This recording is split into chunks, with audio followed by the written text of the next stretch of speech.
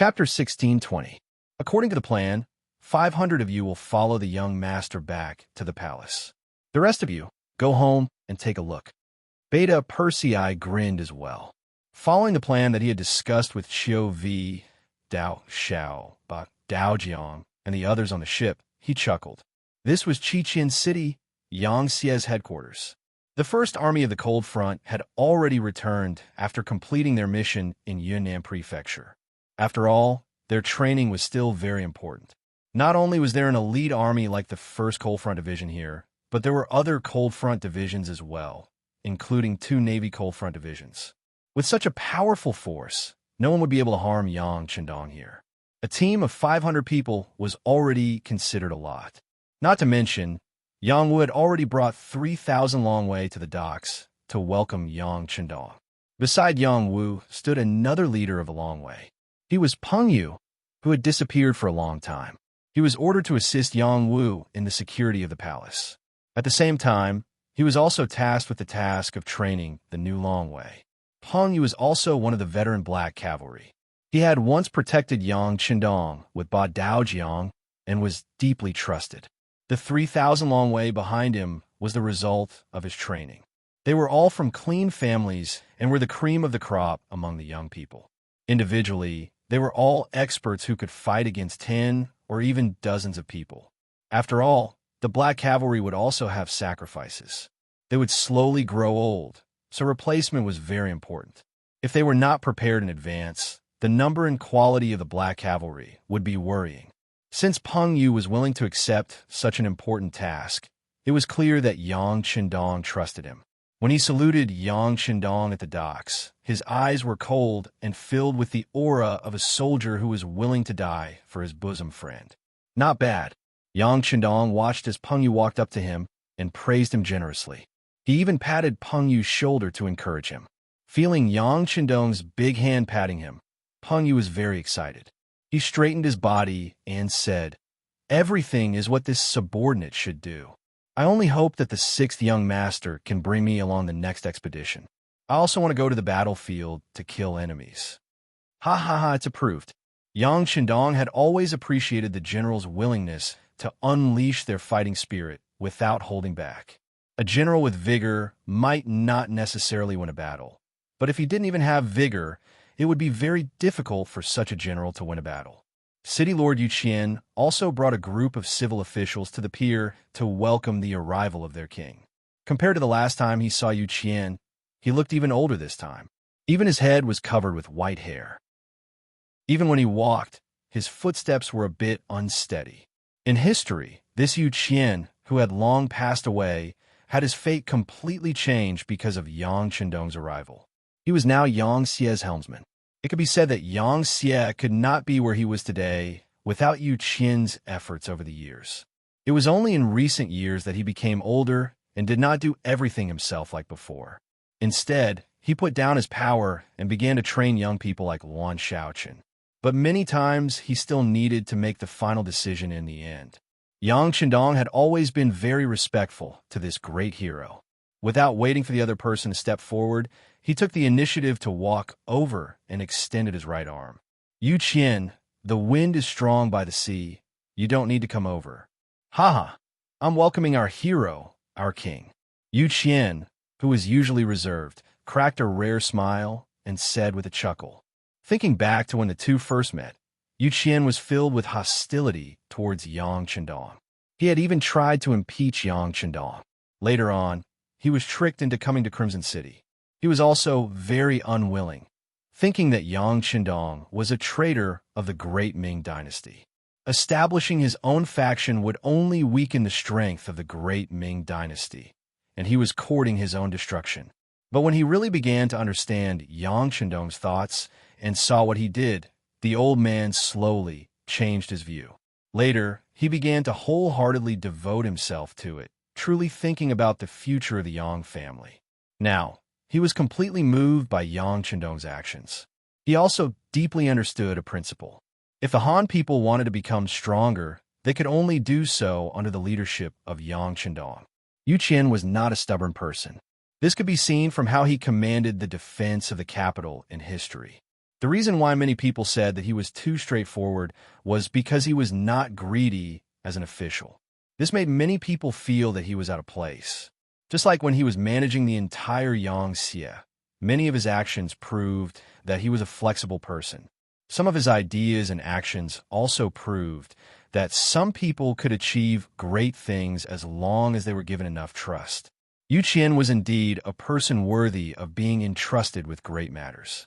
Whether it was his ability or his personal integrity, there was nothing to nitpick about. Thus, when he saw that Yu Qian was old, Yang Shandong could not bear to see him like this. He took the initiative to greet the other party and said that there were many things that he would need Yu Qian to handle in the future. Yu Qian happily replied, "Your Majesty, please be at ease. The Han people have not been liberated yet. These old bones of mine can still hold on." After greeting Yu Qian, the second person in line was the young Wan Shaoqian. He was in his 30s, but compared to Yu Qian, he was naturally younger. Currently, most of the matters in the city lord's residence were managed by him.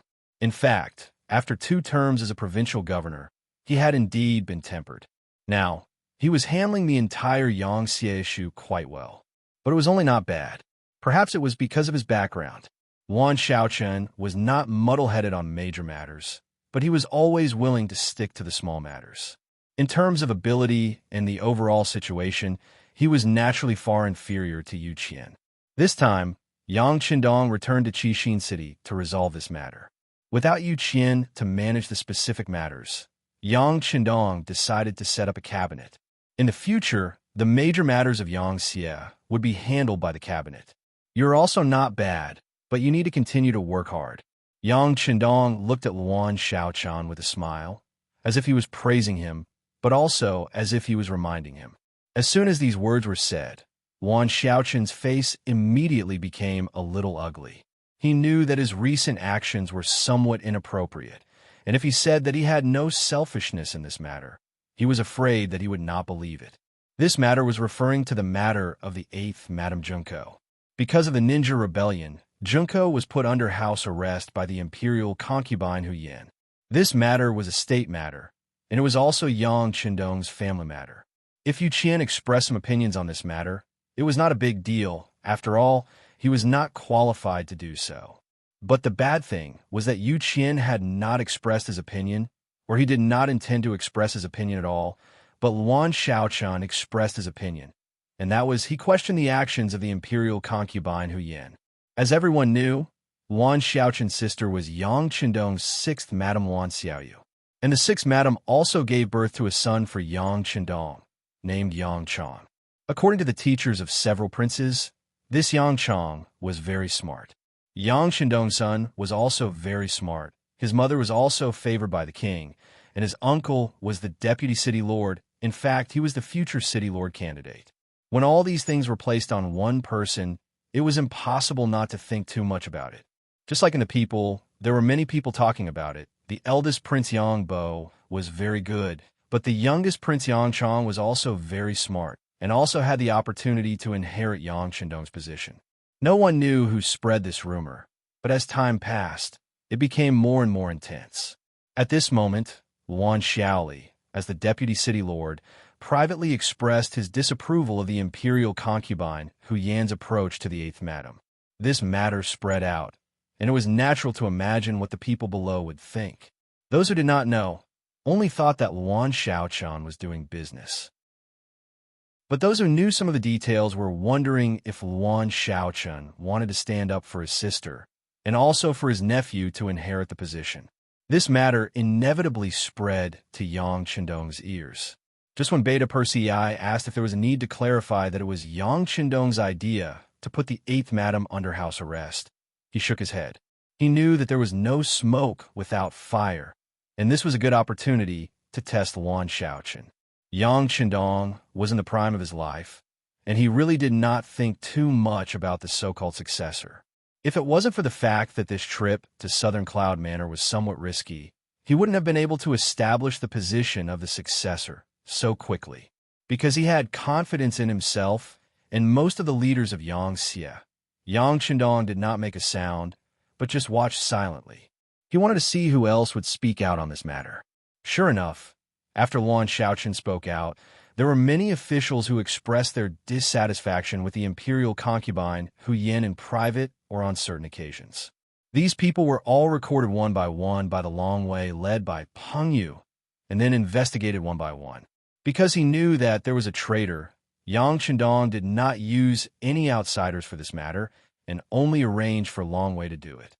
Under such caution, there was really no news, but it also let more people jump out unknowingly.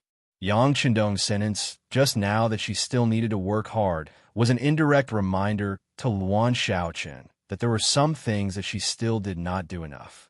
Of course, if the Dragon Guards hadn't investigated and found out that Luan Xiaoqian didn't want to stand up for his sister or his nephew, Yang Chong, and was just expressing his opinion from the bottom of his heart, and those who followed him were mostly speaking with a matter-of-fact attitude.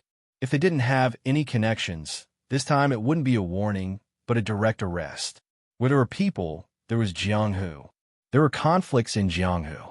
Yang Chendong had long known that this was unavoidable, especially when Yang Xie's plate was so big and there were so many officials, and the benefits were so great that countless people would be jealous. For their own selfish interests, it was inevitable that they would do something excessive. Chapter 16:21. But as long as these people did not cross the red line, although Yang Chendong would punish them, he would not kill them. After all, he had to give people a chance to correct their mistakes, right? But if they really stepped on the red line, for example, they wanted to rely on their own strength to connect more people and shake the position of the air, then Yang Chendong would never let them off easily.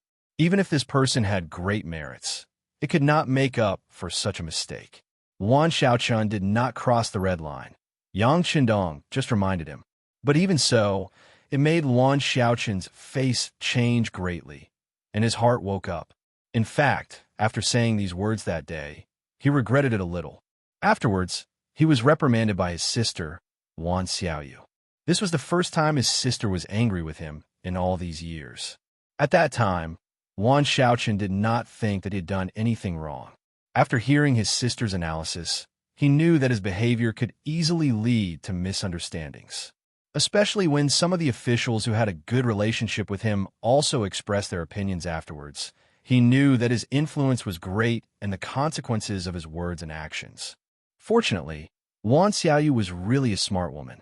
In her words, she was already very satisfied that the Luan family could go from a poor family that could not even solve the problem of food and clothing to today. Big Brother, Luan Xiaoyu's private name for Yang Chendong, had already given too much to the Luan family. But Big Brother could give, but the Luan family could not accept. Otherwise, they would not know what was good for them. If they did not do well, they would lose everything they had now.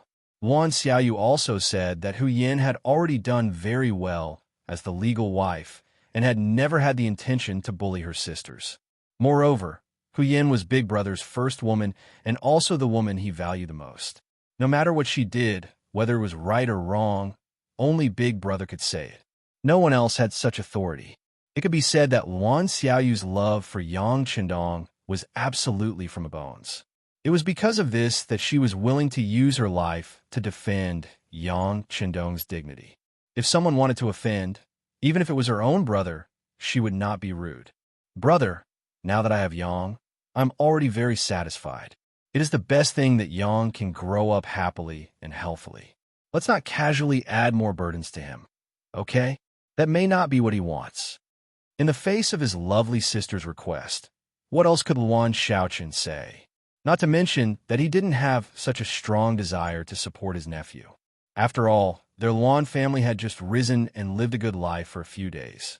Even if he did, he could dispel it after listening to Yi Qingyu's words. This was a private conversation between the two siblings. Yang Chendong did not know about it. Even the resourceful Long Wei could not find out about this. However, based on Yang Chendong's understanding of Luan Xiaoyu, he still remembered the kindness in her eyes when they first met. Yang Chendong firmly believed that Xiaoyu was not a woman who fought for power and profit. This should be her nature. There were other officials present at the dock. Yang Chendong shook hands with them one by one and chatted with them for a while. Then, a tram with wires hanging from its head drove over. Over the years, since the first battery-powered machine, battery-powered vehicles began to be used vigorously, but they could only be used to make some small vehicles, such as motorcycles. However, the development of trams began to accelerate after they had the wires on the tracks. Now, a 19-seater long car could be built. It was said that a 35-seater longer car would also be trialed successfully. After getting on the tram, Yang Chendong said goodbye to everyone and went straight to the palace. He couldn't help but feel nervous. He still remembered that when he came back last time, his eldest son, Yang Bo, didn't dare to recognize him. From this point of view, he was somewhat unfit as a father. And now, Yang Chendong, who already had many children, did not grow up with his children. Thinking about whether his children would recognize him when they saw him, whether they would call him father, or whether they would simply reject him, he actually felt a little uneasy in his heart. The tram moved and finally came to the palace. Here, Huyen had been waiting here for a long time with a group of princesses and children. When they saw a group of black cavalry dragon guards protecting a tram in the distance, everyone couldn't help but stand up straighter. The tram stopped, and Yang Chendong was the first to step out of the tram. It only stopped for about 2 or 3 breaths of time, and his eldest daughter, Lei, trotted all the way to him. As the eldest daughter, Lei was the king of the children. She bragged more than once about how close she was to her father in front of her younger brothers and sisters.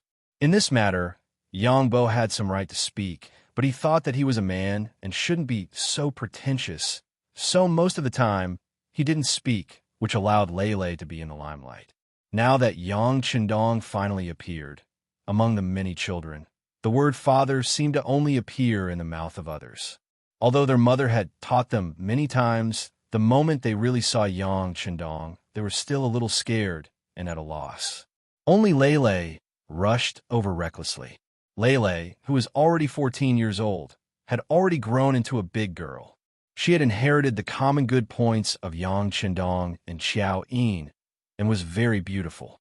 When she rushed into Yang Chendong's arms, Bugnam of Gojoseon, who had faced 30,000 cavalrymen alone on the battlefield without batting an eyelid, was moved.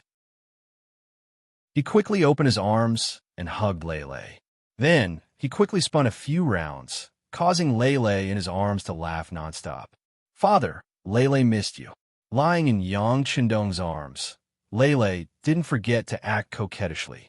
Father also missed Lei. Yang Chendong said from the bottom of his heart. Then, Father, is Lei pretty? Looking at Lei's expectant eyes that flickered as if they could speak, Yang Chendong laughed loudly and played along.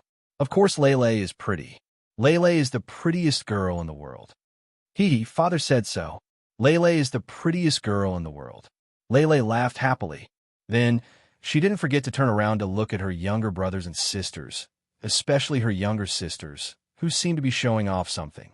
Perhaps it was because of her bloodline, or perhaps it was because of a child's desire to compare, but Lei's performance really stimulated the other young princesses.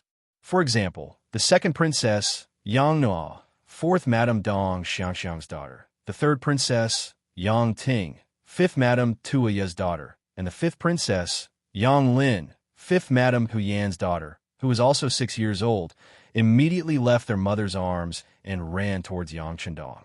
They seemed to want to prove themselves, to prove that they were the prettiest and cutest girls in the world. Seeing his 3 daughters running towards him, Yang Chendong quickly stopped spinning and put Lei down. But then, Lei's voice rang in his ears. Father, I'm amazing, right? Look at how my younger sisters want to get close to you so quickly. Lei is so smart. Yang Chendong laughed and sighed his heart. A 14-year-old girl already knew how to manipulate people's hearts. He had to admit that children born in the royal family matured faster than children born in ordinary families. Yang Chendong's arms were long enough, his arms were big enough, and he had enough strength. With his 3 daughters in his arms, he didn't feel pressured at all. On the contrary, the 3 girls were at ease in his arms. The mischievous Yang Chendong even dared to stretch out her small hand to grab Yang Chendong's beard. When she realized that this father she met for the first time not only wasn't angry, but also intentionally made a funny face, she giggled and then wanted to repeat her actions. If not for Hu Yan's quick reflexes, Yang Shandong's beard would have been pulled out in a short while. The madams took over their respective daughters. Next, it was time for the boys to greet each other. The first to bear the brunt was the eldest son, Yang Bo. He, who was already 11 years old, appeared to be very calm. Although he also wanted to be close to his father like Sister Lele, he knew that he was a boy and also the eldest son. It was not appropriate to do so. So when he saw Yang Shandong in front of him, he suppressed his excitement and stood there quietly. He bowed and said, "Child Yang Bo greets father." Yang Shandong was very satisfied with Yang Bo's calmness. Although he wanted his children to play more when they were young, since they were his children, they had to bear too much pressure. It was better for them to be mature and stable earlier. And Bo, you've grown taller and stronger. Very good. Father is very pleased. With this praise, Yang Bo's small eyes began to redden. Ever since he knew what it meant to be the successor, how powerful Yang Xia was, and how this position, this great responsibility, and this heavy burden fell on his shoulders, he became more hard-working than before. He woke up early and worked late every day to learn literature and martial arts. Now that he had finally received his father's approval, compared to this, all his previous efforts were worth it. Although Yang Bo was only 11 years old, he had experienced more hardships than other children his age. When he was 3 years old, he entered the preschool of the Yang Family Academy to learn how to read and do math. When he was 5 years old, he entered primary school and began a deeper level of cultural studies. When he was 8 years old, he joined the children's regiment and began basic physical training. This year, when he was 11 years old, he entered secondary school to learn more cultural knowledge. Next year, he was preparing to enter the youth regiment from the children's regiment, so he began to experience real training to deal with local security.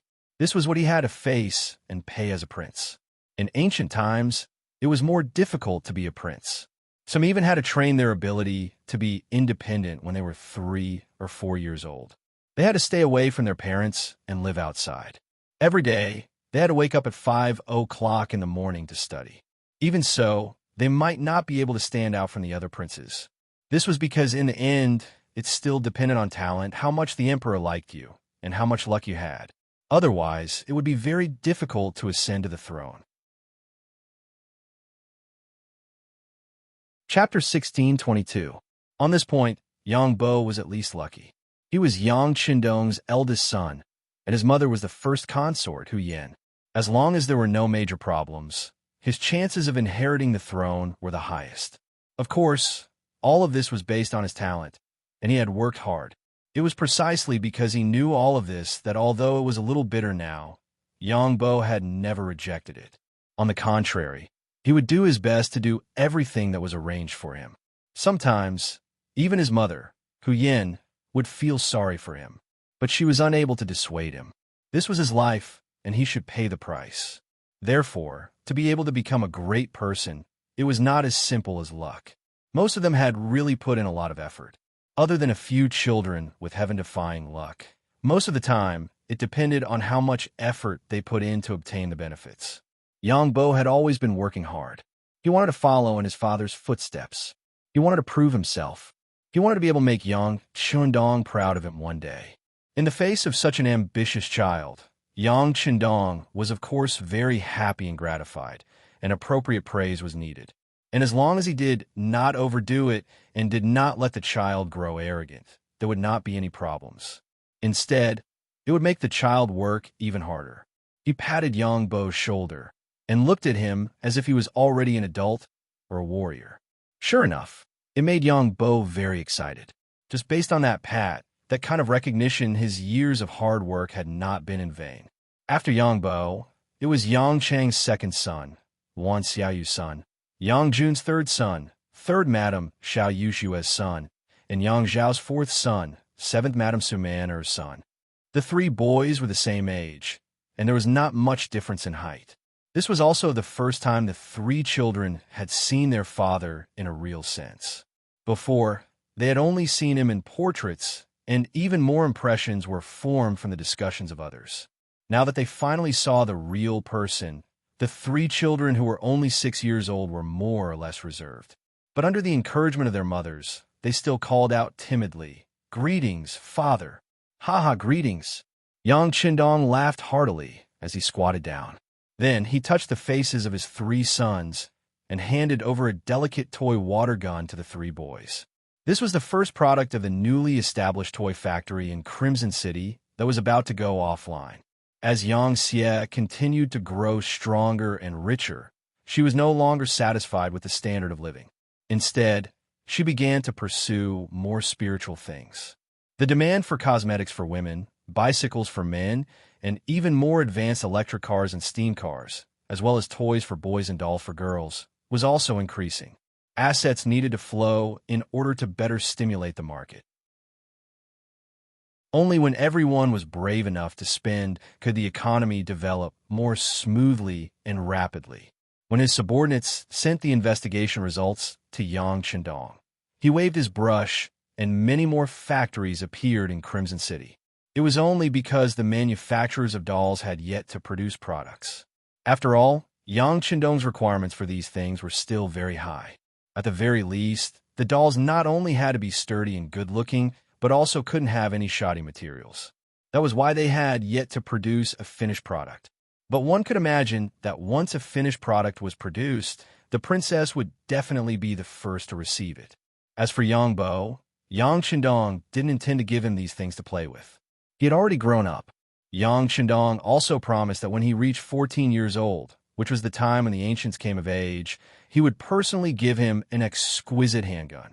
For this reason, Yang Bo was also looking forward to that day. After receiving the water gun, Yang Chong and the others were all excited. If it wasn't for the presence of their father and mother, they would have already gone to play with it. At this time, Yang Qindong finally had time to greet his wives. In public, ignoring the shocked gazes of others, Yang Qindong first hugged the first consort, Hu Yin, making her blush. Next, Qiao Yin, Lady Shui, Lady Xiang, and the others hugged him one by one.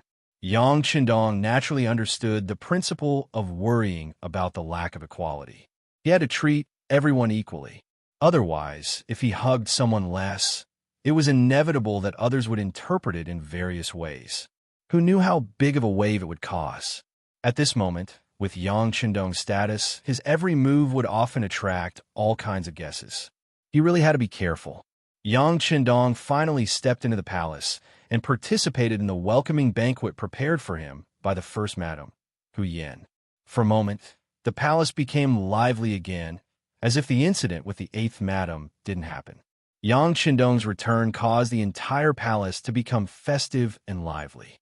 However, in one of the chambers in the palace, a woman was sitting on the edge of the bed with a cute girl in her arms. The woman's figure was very good, and her skin was very white. If you looked closer, you would see that she had a beautiful face. The only flaw was that her eyes were a little red and swollen. If you looked carefully, you could see 2 streaks of tears slowly flowing down from the corners of her eyes. She was the 8th madam, Junko. Although she was a princess of the Japanese Empire, there had always been a tradition in the Japanese Empire that the husband was the leader and the husband was the sky. It was said that once a woman got married, she had to put her husband first and foremost. Junko was no exception to this. Since she married Yang Qindong, she really regarded him as the sky. Especially after Yang Qindong helped her avenge her father, mother, and brother, her heart was only left with Yang Qindong. It wasn't until after she gave birth to little Yang Qindong in her arms that she found a new comfort in life when Yang Qindong wasn't around. She usually accompanied little Yang Qindong as she grew up and then taught her what she had learned in the Japanese Empire.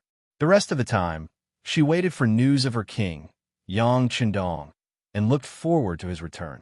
Such a woman didn't care about anything in the world, let alone the Japanese ninjas. She didn't even know where they went.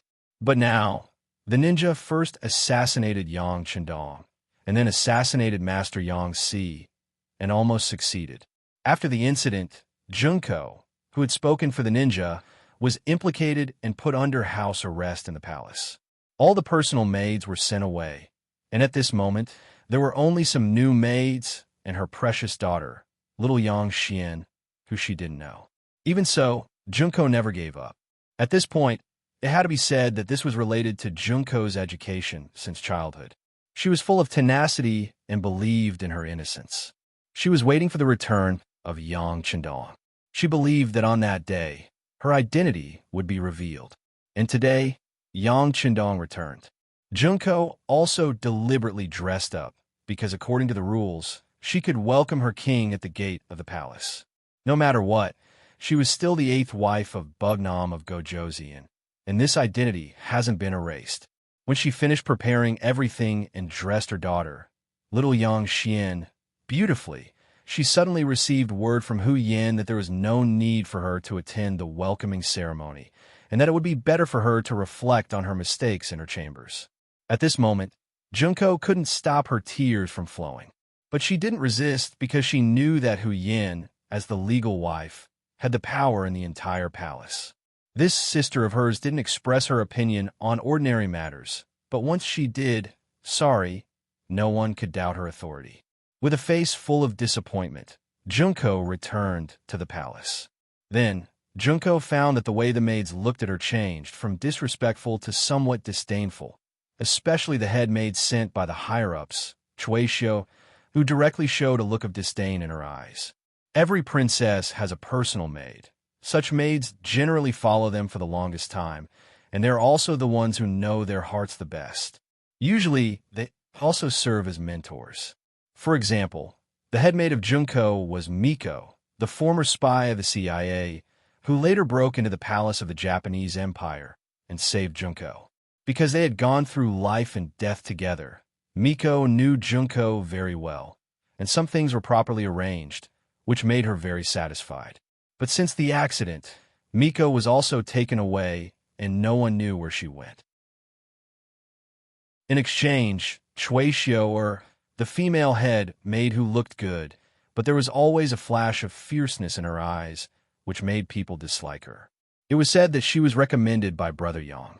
It was said that Chuexiao used to be a spy of the CIA, but because of an injury, it was not so convenient for her to move around, so she asked for a job in the palace.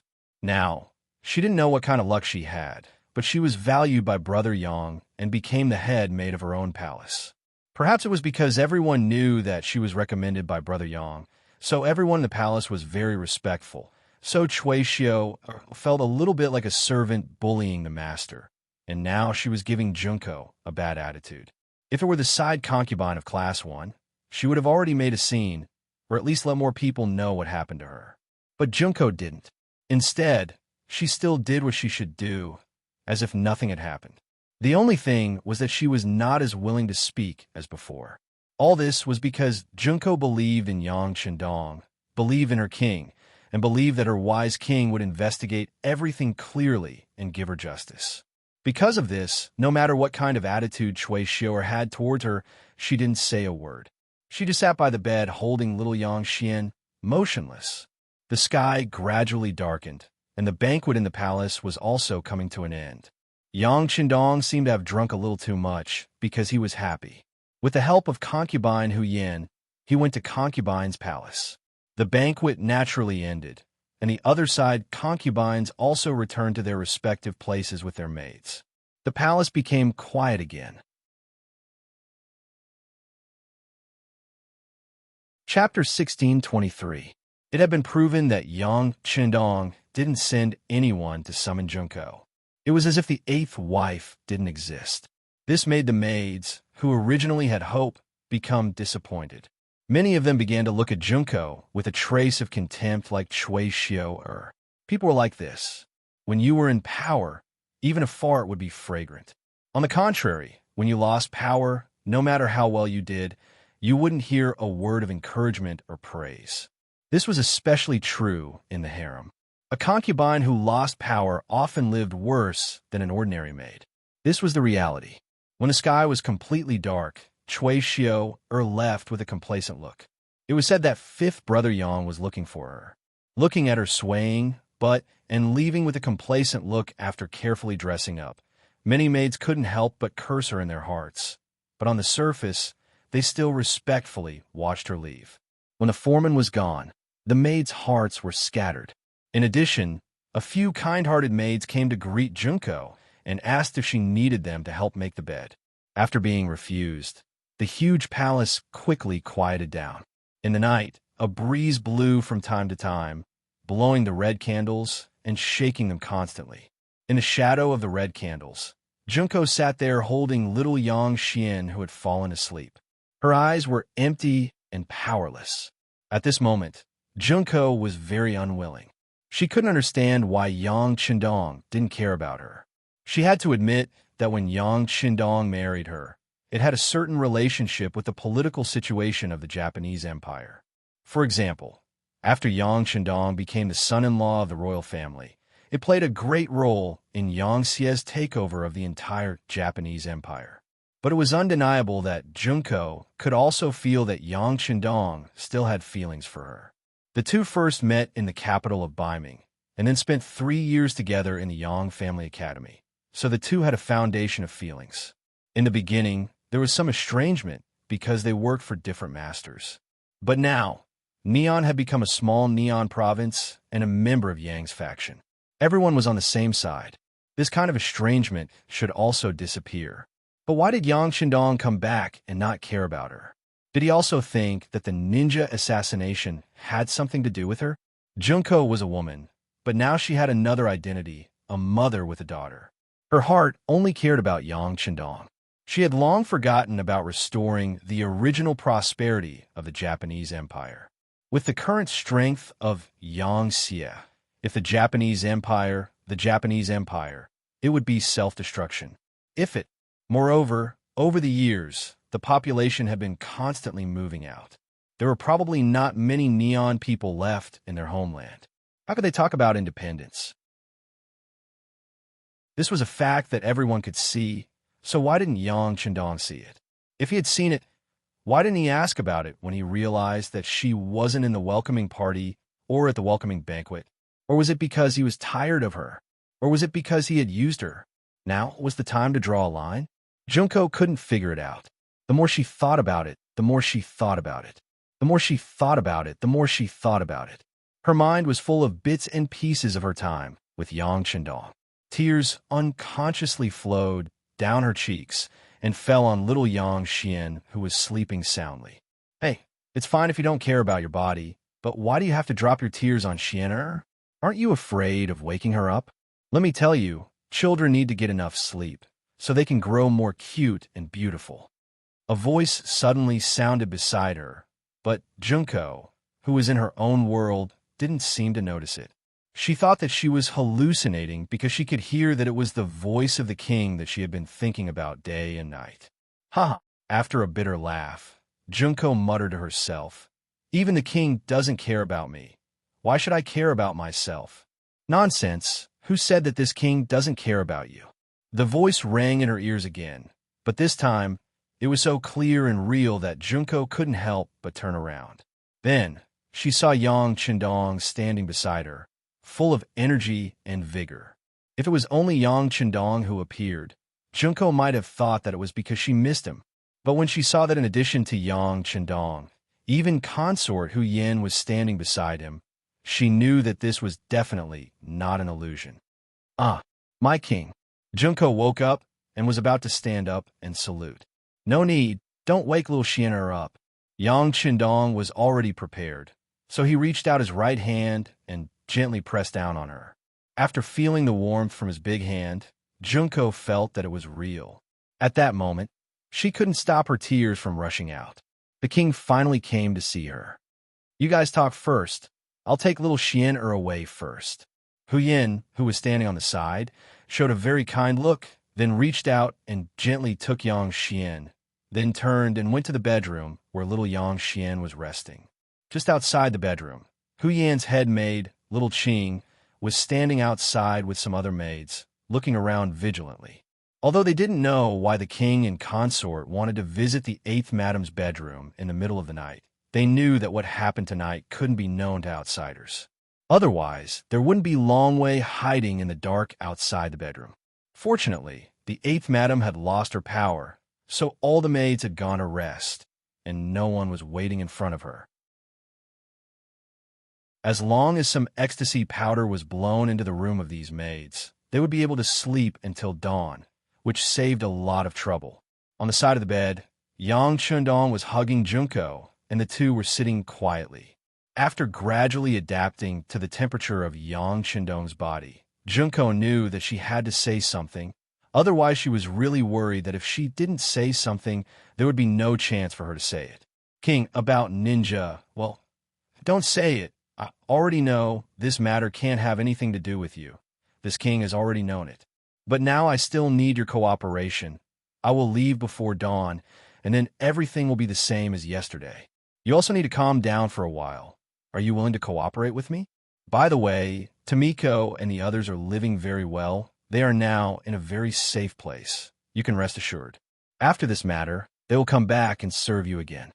The amount of information in these words was a bit too much. Junko didn't understand it for a while.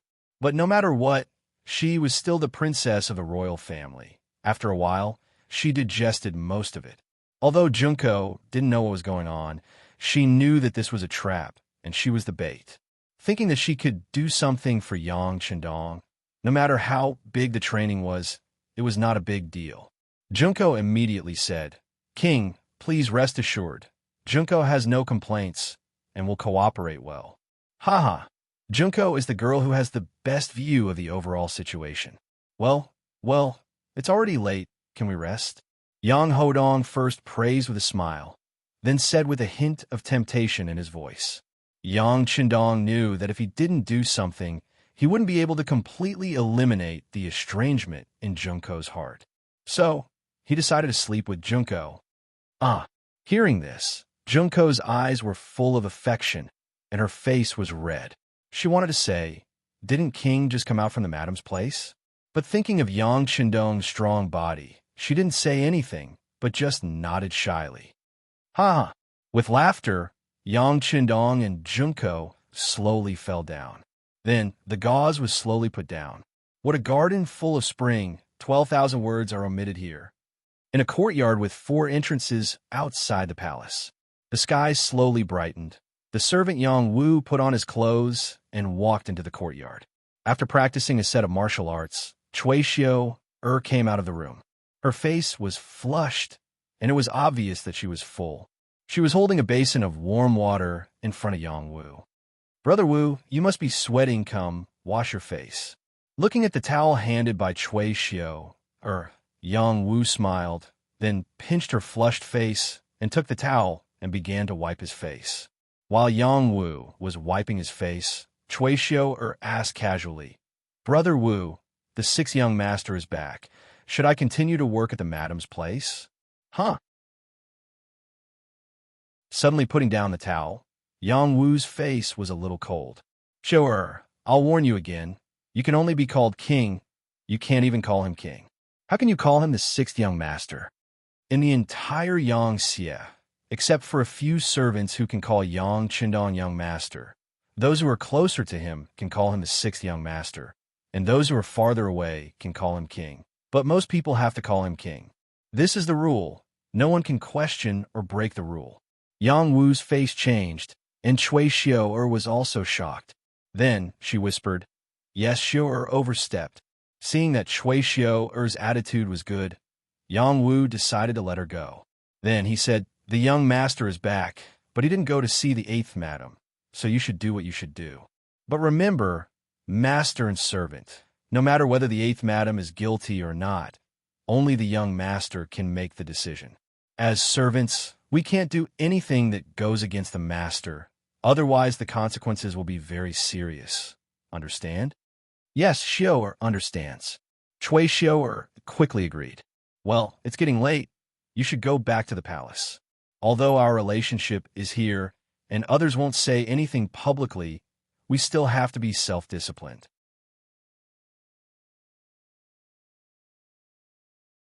Chapter 16:24. "Yes, I'll go back to the palace now." Cui Xiu quickly bowed and then stepped out of the small courtyard. After leaving the small courtyard, she suddenly looked back and said in her heart, "When you were sleeping with me, you were so anxious. Now that you're done, you wanted to go back and serve others. Yang Wu, you just like this. Just wait. Wait until my master is promoted. At that time, I will definitely trample you under my feet and see your face." With a trace of anger, Cui Xiao returned to the palace and went to the 8th madam's bedroom. Along the way, the maids who saw her hurriedly saluted, which made her involuntarily raise her head. No matter what, she was half the master here, which gave her a sense of superiority. Until she walked into the bedroom, she saw Junko sitting in front of the mirror and dressing up. In particular, she noticed that Junko's mental state was very good, and she seemed to have a smile on her face. This made Cui Xiao even more puzzled. She could only snort and turn around to find a room to catch up on her sleep. Here, Cui Xiao was half the master. No one could control what she wanted to do. What Cui Xiao didn't know was that as soon as she left, Yang Lu came to Yang Wu's small courtyard. As Yang Qindong's servants, after the young master returned, they had to go together to greet him and wait for orders. There were only 5 of them in the Yang family. Even if Tiger's mane was included, there were only 6 people. It was because they were talented that they showed their noble status. But this kind of nobility was only in front of others. In front of Yang Qindong, they were still servants. "You're here, then let's go." Yang Wu saw Yang Lu appear and smiled. "Let's go, 5th brother." Yang Lu also smiled. But what he didn't notice was the forced and painful smile in Yang Wu's eyes. As the guard of Crimson City, Yang Wu naturally had his strengths to be chosen here. Although no one said anything, he had a bad feeling about this. Yang Qindong woke up early in the morning and had breakfast in Hu Yan's princess consort's palace. He even held little Yang Lin and fed her a few mouthfuls of food before leaving with a satisfied laugh. When he saw that Beta Persei, Yang Wu and Yang Lu were already standing in the courtyard waiting for him, he waved his hand. "Let's go to the City Lord's mansion." The so-called City Lord's mansion had already become a 9-story building. However, the real office space was only on the bottom 8 floors. The 9th floor was reserved for Yang Qindong. This was what the ancients called the 9 and 5 Supremes. Not everyone could use the 9th floor. Outside the City Lord's mansion, Yu Qian, who had already received the news, was waiting here with Luan Shaochen and the others. Each of them had a look of anticipation on their faces. Because according to the past habit, every time the 6th young master appeared here, he would give very important pointers. Often, after these pointers became reality, the strength of the entire Yangxia would unknowingly rise to a new level. Everyone was waiting for Yang Qindong to appear and for his new instructions. This time, Yang Qindong did indeed have new instructions, and that was to establish a cabinet. Yangxia was getting stronger and stronger, his territory was getting bigger and bigger, and there were more and more things to do. It was already insufficient to rely on the City Lord's mansion to solve all the problems, so the cabinet came into being. They would help share some of the important things and make important decisions. Unlike the cabinet system of the Great Ming Dynasty, Yangxia's cabinet had a total of 9 people. Usually, everyone was in charge of something. Once there was a problem that could not be solved, the 9 people would vote according to the principle of the minority obeying the majority to make the final decision. If there was an abstention vote, and the result was an equal vote, then Yang Qindong would make the decision. Most of the time, Yang Qindong would not interfere too much with the cabinet's affairs. In order to avoid a situation where the cabinet had too much control, the management of the military was not within the scope of internal discussion. The military was independent, and even the logistics were the same. This was the only way to ensure that even if the cabinet was controlled by someone else in the future, the military would still be in the hands of the royal family. This would ensure that the royal family could turn the situation around, and it would be as easy as flipping a hand. Yang Qindong sat in the large conference room of the City Lord's mansion. When he announced this decision face to face, the officials below were silent. Many of them showed excitement in their eyes. In fact, this was understandable. When Yang Qindong was not there, the final decision of Yang Xie's affairs was in the hands of the city lord's mansion, which was equivalent to being in the hands of the city lord. Yu Qian was worthy of being the boss. However, because this person was wholeheartedly impartial and never showed favoritism, there were many things that people wanted to intervene in, but they could not have a right to speak. Now, the cabinet system was implemented, which was equivalent to decentralizing the power in Yu Qian's hands. So, they had more opportunities to intervene in government affairs. Of course, everyone was happy. Now, these people were thinking about who would be the first batch of people to enter the cabinet. Naturally, the low-ranking people did not think much about it, but they hoped that the officials they were familiar with could enter the cabinet. This was equivalent to having a strong backer. Among the people present, the one who was most disappointed was Luan Xiaochen. As the first deputy city lord, he was going to take over from city lord Yu Qian, but now that the cabinet system was introduced, his power would be greatly dispersed. For a moment, Luan Xiaochen couldn't help but think of his private statement on the matter of the eighth madam. Was it because of this that it provoked the dissatisfaction of the sixth young master? So the cabinet system was introduced? This was Luan Xiaochen's thinking too much. Yang Qindong had thought about the cabinet system for a long time. He was using the political system of later generations as a reference. And now, he thought that the time was ripe to establish a cabinet. As for the previous system of the city lord's mansion, it was because Yu Qian was the city lord. Yang Qindong was very assured of this person's ability and integrity. But now it was different. Yu Qian was old and could not do everything by himself. Luan Xiaoli was too young and could be easily used by people with ulterior motives. Now was the time to introduce the cabinet system. Not only that, the appearance of the cabinet system was also a great advantage for the next conquest of the North and South Ming dynasty. It was because of this that today's meeting was held. Not to mention that Luan Xiaochan was a little disappointed. Yu Qian, on the other hand, was indifferent. Yu Qian was a person with a high evaluation in history. There was a natural reason for that. This was a person who truly cared about the people. In his opinion, as long as the people lived a prosperous life, it was the top priority. As for whether he would offend anyone in the process, it was not a problem that he needed to consider.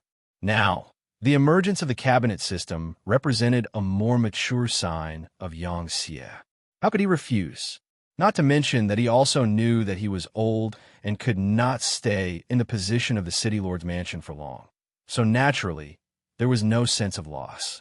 Then again, no matter what the people below thought, this matter was decided by Yang Qindong, so it was useless for others to doubt it. This was not a democratic era, but a period of imperial power. As the king and founder of the Yang faction, as long as Yang Qindong decided on something, the others would have to obey his orders. Well, next, I will announce the first batch of people to join the cabinet. Seeing that the discussion below gradually became quiet, Yang Qindong reached out and took a piece of paper with a list of names recorded on it. In an instant, the meeting became quiet. At this moment, it was most appropriate to describe it as a pin-drop silence. In the quiet, big conference room, only Yang Qindong's unusually calm voice sounded. Cabinet Leader Yu Qian. The first name was read out, but it did not cause any waves because everyone thought that this was a normal thing. Next, Yang Qindong paused and continued to read Luan Xiaochen. Luan Xiaochen, who was sitting there and still a little nervous, couldn't help but breathe a sigh of relief after hearing his name. He was really a little nervous because he was worried that his previous actions had caused the dissatisfaction of the sixth young master. If so, even if he was not a cabinet member, it was normal. If that was the case, it meant that he was completely removed from the ranks of the high-level cadres. The appearance of Luan Xiaochen's name did not cause any surprise. After all, everyone could see it. Bugnam of Gojoseon has been deliberately training his brother-in-law. In addition, he was the first deputy city lord, the first person after Yu Qian. It was normal for him to appear on a list. After Luan Xiaochen, Yang Qindong opened his mouth and read out the third name. Xinyu. As soon as this name came out, it was no longer quiet. There were more or less whispers and discussions. Xinyu, chief of the supervision department. In the many years since he took office, he has made contributions, but they were not very big. The main thing was that he had enough qualifications. This person joined the Yangxia with Yu Qian. It has been more than 10 years. It was precisely because of his seniority that although the people below had some discussions, no one would say anything more. On the contrary, Shen Yu himself was very excited at this moment. After his name was called, he got up and walked straight to the rostrum like Yu Qian and Wan Shaochen. Shen Yu's age was not young. He was only 3 years younger than Yu Qian. But who says that you don't have ambition when you're old? It was good to be able to exert their remaining energy. Presumably, it was not only Shen Yu who thought this way. Many old chiefs of various departments would also think this way. Even in the present day, this kind of thinking was still mainstream. After Shen Yu, Yang Shindong called out Wu Qian's name. Wu Qian, chief of the anti-corruption department. His name and his name could be said to complement each other. Wu Qian really had no money. Moreover, this person was impartial, as if Bao Gong had been reborn. For the sake of his work, he even sent his wife and assistant to prison. Such a person was like an insurmountable mountain to those officials who had ulterior motives. His addition to the cabinet also made many people's hearts ache. With this point, they had to put away any ulterior motives they had before. Chapter 1625. Wu Qian, whose name was called, didn't have any excitement. He stood up indifferently. As far as he was concerned, whether he joined the cabinet or not, he would still continue to work. It was just that joining the cabinet meant that Yang Qindong trusted him more, which made him a little excited. Just like Yu Qian, the longer he followed Yang Qindong, the more he saw Yang Xie's rapid changes, and the more he was influenced by Yang Qindong's personality. To be recognized by someone he admired was a happy thing no matter how he looked at it. After Wu Qian, Yang Qindong called the fifth name Long Tainan. This time, the discussion below was even louder, and it couldn't be hidden. Long Tainan was just the chief of public security. To put it bluntly, he was just a person who maintained social security. How could he join the cabinet? In terms of qualifications, he was very shallow. Even when he was qualified to be the chief of public security, many people were skeptical. But now, he actually became the first batch of members to join the cabinet. This greatly exceeded everyone's expectations. But then everyone remembered that Long Tianan's wife was Bugnam of Gojoseon's seventh sister, and he had nepotism. For a time, everyone was relieved. Some people even thought that if Long Tainan could enter the cabinet with his qualifications, did that mean that they also had a chance? For a time, many chiefs of other departments, even the chiefs of important departments, had a look of expectation on their faces. They hoped that the next person to be called would be them. Long Tainan stood up. At this moment, he also had a look of disbelief. It wasn't until he saw Yang Chandong gently nod to him that he knew that everything was true. He immediately took out the style of a soldier and strode straight to the rostrum. In the end, even under the influence of Yang Chandong, Yang Xie had nothing to do with the Great Ming in many aspects. But Yang Xie's development time was still too short, and it was inevitable that he would be influenced by Confucianism. In that era where culture was emphasized, it was really something that many people didn't even dare to imagine that a martial artist like Long Tainan would enter the cabinet. If it wasn't for Yang Qindong's words, even if it was announced by City Lord Yu Qian, his subordinates would have objected loudly. It could be said that it was Yang Qindong who had used his influence to decide this matter. After all, without Yang Qindong, there wouldn't be Yang Xie today. Without the 5-star army, there wouldn't be such a beautiful life. After reading 5 names in a row, Yang Qindong put down the paper in his hand. Then, he glanced at the participants. For a moment, those who were under his gaze couldn't help but straighten their bodies. It was as if they were saying, "Pay attention to me, I'm also very capable." But unfortunately, after looking around, Yang Qindong said, "For the time being, there are only 5 people in the cabinet. As for the other 4, I still need to consider it. But as long as you have the ability, you will have such an opportunity. Not only that, even if the officials of the Great Ming Dynasty are interested, they will also have such an opportunity." What? This sentence was like throwing a large stone into a calm pool. instantly causing everyone to exclaim in surprise. The officials of the Great Ming Dynasty can also enter the cabinet? Doesn't this mean that the competition is too strong? Yang Qindong saw this reaction, and he was happy. This was the result he wanted. He believed that it wouldn't take long for this matter to spread to the imperial court of the Great Ming Dynasty, and it would definitely cause a lot of waves. This was the reason why he built the cabinet at this time. It was to dig a big hole for the Great Ming Dynasty. As long as there were empty seats, he wouldn't have to worry about no one jumping into it. Quiet down. Seeing that everyone was discussing for a while, Yang Qindong reached out and pressed down. Suddenly, there was silence. It's still the same sentence. As long as everyone has the ability, you don't have to worry about not being discovered. Everyone will have a chance to enter the cabinet because the members of the cabinet will change every 3 to 5 years if there are no major accidents. There will be newcomers, and there will also be people who leave. 3 to 5 years. This was what Yang Qindong decided after thinking for a long time. If it wasn't fixed, it would only show how terrifying the authority of the king was. This way, he wouldn't have to worry about the people below fighting for power or playing tricks with him. In fact, if one looked carefully at the 5 people who were chosen, there were a lot of things to pay attention to. Needless to say, if Yu Qian didn't enter the cabinet, the others wouldn't have the qualifications to enter the cabinet. Letting him become the head of the cabinet was also a kind of affirmation of his previous work.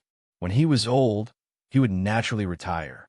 At that time, it would be the time for his son to take over the position. The son would inherit the father's business and have 2 cabinet elders. This was enough glory. There were also Shunyu and Wu Qian. One was the chief of the Ministry of Supervision, and the other was the chief of the Ministry of Anti-Corruption. This was enough to show the importance that Yang Qindong attached to the supervision of officials. Presumably, if these 2 people joined the cabinet who would dare to interfere, they would definitely be severely punished. Moreover, because Yu Qian and Shunyu were officials from the Great Ming Dynasty, not only were they used for more than 10 years, but they also entered the cabinet. With this, it was equivalent to giving the other officials of the Great Ming Dynasty a lesson. Once the 5-star army arrived at the city gates, they would know what to do. As for the last 2, Wan Shaoqin and Long Tainan. One was his uncle, and the other was his brother-in-law. They were equivalent to family. When they were there, when the cabinet made decisions, it would definitely be based on Yang Qindong's will.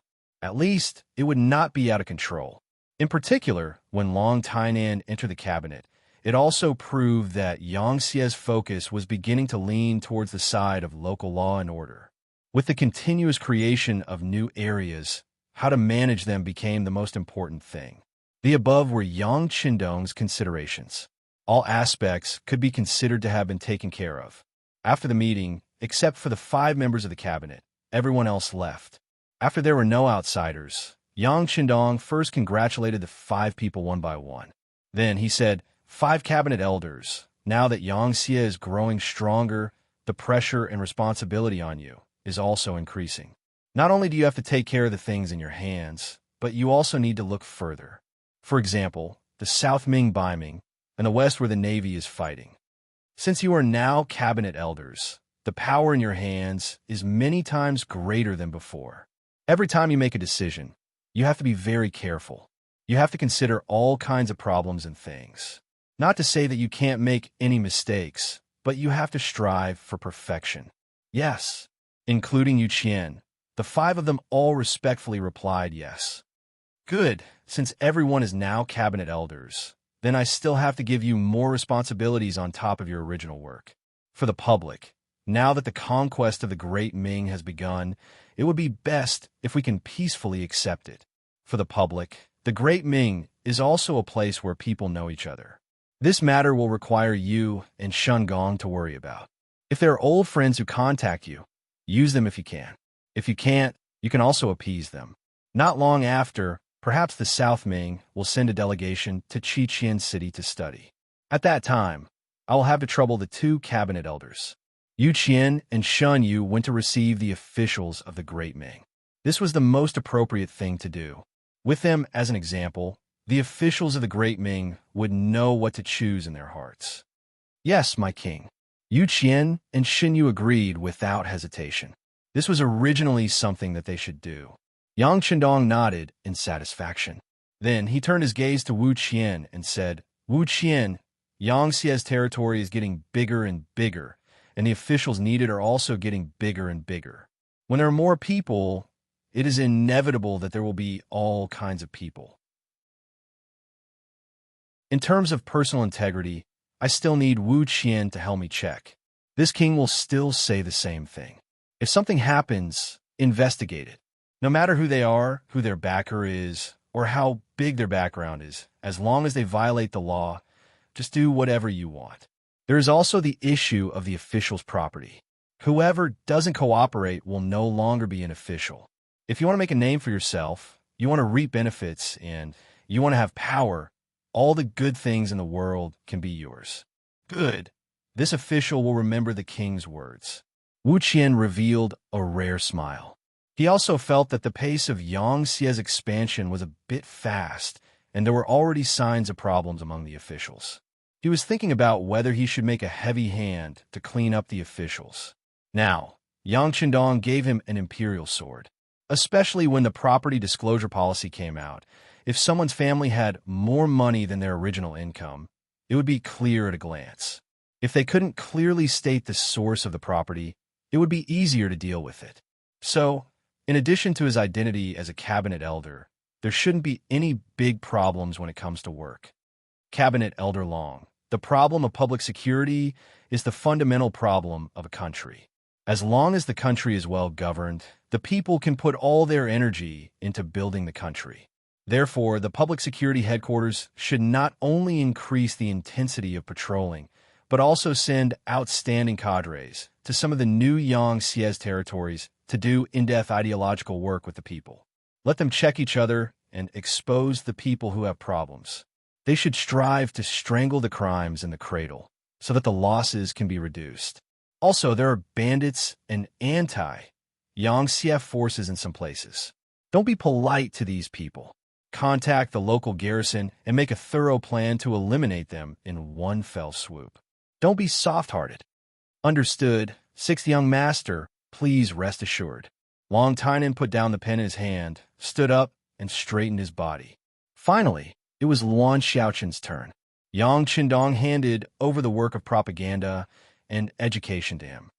Remember, propaganda is very important, especially in an era where people follow the herd. If this work is done well, it can make the society more stable and the people more motivated. Otherwise, there will be a lot of chaos. There's also the issue of education. You must build more schools, and the Han people must learn to read. Let them know what is loyalty and what is treachery, and better distinguish between right and wrong. Write a report on how much money you need later. Okay, sixth young master, I will go back and have a good talk with the people from the publicity department and the education department. I will definitely do this well. Luan Xiaoqin also quickly expressed his attitude. Luan Xiaoqin was also very satisfied with managing these two major tasks. This proved that his words still had a lot of weight, and Yang Qindong still thought highly of him. When it came to work, he didn't have any worries. Brothers, Longzi's new book, Duke Ferocious, is already a little fat. You can go and slaughter it. Hee. New book, Duke Ferocious. Please recommend, bookmark, click. During the new book period, please support. Longzi, thanks. Chapter 1626. With the establishment of a cabinet and the appointment of 5 elders, the news quickly spread throughout the streets of Chichen City. After Yang Qindong listened to some work reports in the city lord's mansion, he left and returned to the palace. Because of Yang Qindong's return to the palace, Yang Lu had some free time and returned to his residence in Chichen City. The moment he entered the residence, the housekeeper, Yang Ying, welcomed him. Master, you've had a hard day. It's all right. Yang Lu forced a smile and said darkly, if there's anything, let's talk in the secret room. Very quickly, Yang Lu sat on a familiar chair in the secret room, drinking tea and listening to Yang Ying's report. Master, Old Yuan has sent a message. He said that we are going to check his accounts. He is very nervous and asked when we will take action. I'm afraid he won't be able to hold on for long. After Yang Lu sat down, Yang Ning told him the news he had just received. Oomph. He has the guts to take the money, but doesn't have the guts to face the questioning. He's really a piece of trash. I shouldn't have worked with him, Yang Lu said. Yang Ing also nodded in agreement, but he still continued. It's just that old Yuan knows too much. He can't get off the ship now. He also said, what did he say? Yang Lu asked unhappily. He also said that he has evidence of us. If we don't save him, we'll just die together. Yang Ning thought for a while and gritted his teeth. How dare he? As if someone had stepped on his tail, Yang Lu jumped up all of a sudden. He never thought that there would be a day when he would be threatened, then send someone to kill him. But if he really has evidence, he must have a backup plan. If he dies, I'm afraid our matter will be exposed. Yang Ing replied worriedly. Yang Lu's originally annoyed expression immediately disappeared. That's right. How could someone like old Yuan not have a backup plan? If he really wanted to have a falling out, the other party would definitely die, and he probably wouldn't be able to escape. After pondering for a moment, Yang Lu sighed and said, Then let's keep him alive for now. Send someone to tell White Fox to keep this Yuan guy in check. It won't be too late to deal with him after the dust has settled on our side. The White Fox that Yang Lu was talking about was the CIA's director in charge of the Southern Ming area. As mentioned before, the CIA was organized by Yang Shindong's seventh wife, Suman Er. At first, he just wanted to give it a try. After all the information came from the Security Bureau. Not only could there be problems, but it was also incomplete. Since ancient times, the way of checks and balances had always been one of the methods that the Huaxiao emperors had been most willing to use. As such, the CIA took advantage of the situation to rise. Moreover, because of the creator, Sumaner, the management of the CIA was dominated by women. This was to distinguish them from the Security Bureau and also to fill in the gaps. After all, most of the time, women's hearts were more meticulous, and they would do things more comprehensively. Because of this, Yang Xie's sources of information had always been very accurate. The final judgment would only be made after the final report from the Comprehensive Security Bureau and the CIA.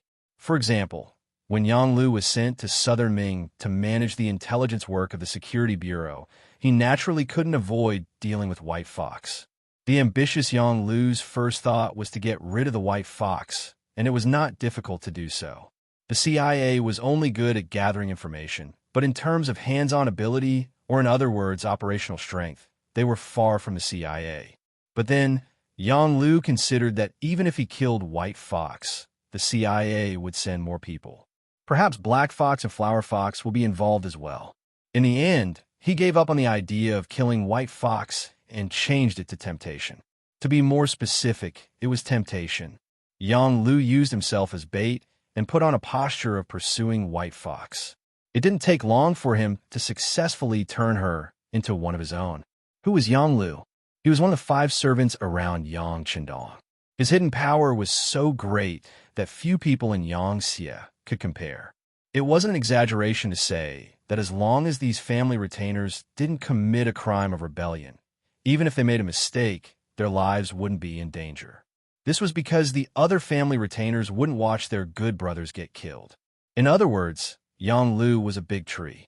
Once you relied on him, it was equivalent to having no worries for the rest of your life. White Fox was a woman, and she would grow old. Now she was in a high position, but one day she would retire because of age. There had to be a place for her to go. Yang Lu was undoubtedly the best backer and candidate in her eyes, and the two could be said to hit it off. After sleeping with White Fox, Yang Lu revealed his ambition little by little. At first, it scared White Fox, but she was already on the boat, and now she couldn't get off. Moreover, God knew if Yang Lu would be in trouble if she exposed the matter. But one thing was for sure, and that was that she would definitely be in trouble. She couldn't compare to Yang Lu's brothers who had gone through life and death to plead for him. In the end, White Fox also became one of Yang Lu's subordinates. After the Security Bureau and the CIA were under his control, Yang Lu didn't have any scruples when doing things in Southern Ming. Soon, he colluded with the local tycoon Yuan Xian, who was the old Yuan they just mentioned, and started a smuggling business. The goods produced by Yang Xie every year were extremely popular. Many merchants hated that they received too little, or else they would have earned more. Yuan Xian was one of them. Among the merchants, Yuan Xian wasn't the most powerful, but he was sufficiently obedient. He became Yang Lu's spokesperson. With Yang Lu's name, it was naturally not a problem for him to obtain more goods from Crimson City. As such, the Yuan clan stood out from the crowd of merchants, and he would only receive 10% of the profits. The remaining 90% would go to Yang Lu. Again, Yang Lu's plan was huge. He needed a lot of money, and he needed to bribe a lot of people to do things for him. Slowly, he took away 5% of Yuan Xian's profits, leaving him with only 5% of the profits. Logically speaking, this wasn't a small amount. However, the problem was that everyone knew that Yuan Xian had connections, and many poor relatives came knocking on his door. In order to not lose face in front of others, Yuan Xian could only puff himself up at his own cost. Slowly, many officials in southern Ming had their eyes on him, and the amount they wanted was not a small amount. Yuan Xian finally couldn't take it anymore. Thinking of the things he had done for Yang Lu, he demanded an exorbitant price. Not only did he want back the 5% that was taken away from him, he also wanted an additional 10%, which was a total of 20% of the profits. How could Yang Lu agree to this? The conflict between the two sides started to appear, and this was what Yang Ying reported. Yang Lu was quite relieved to leave the matter to White Fox. Not only did this woman have good looks, but she was also very capable.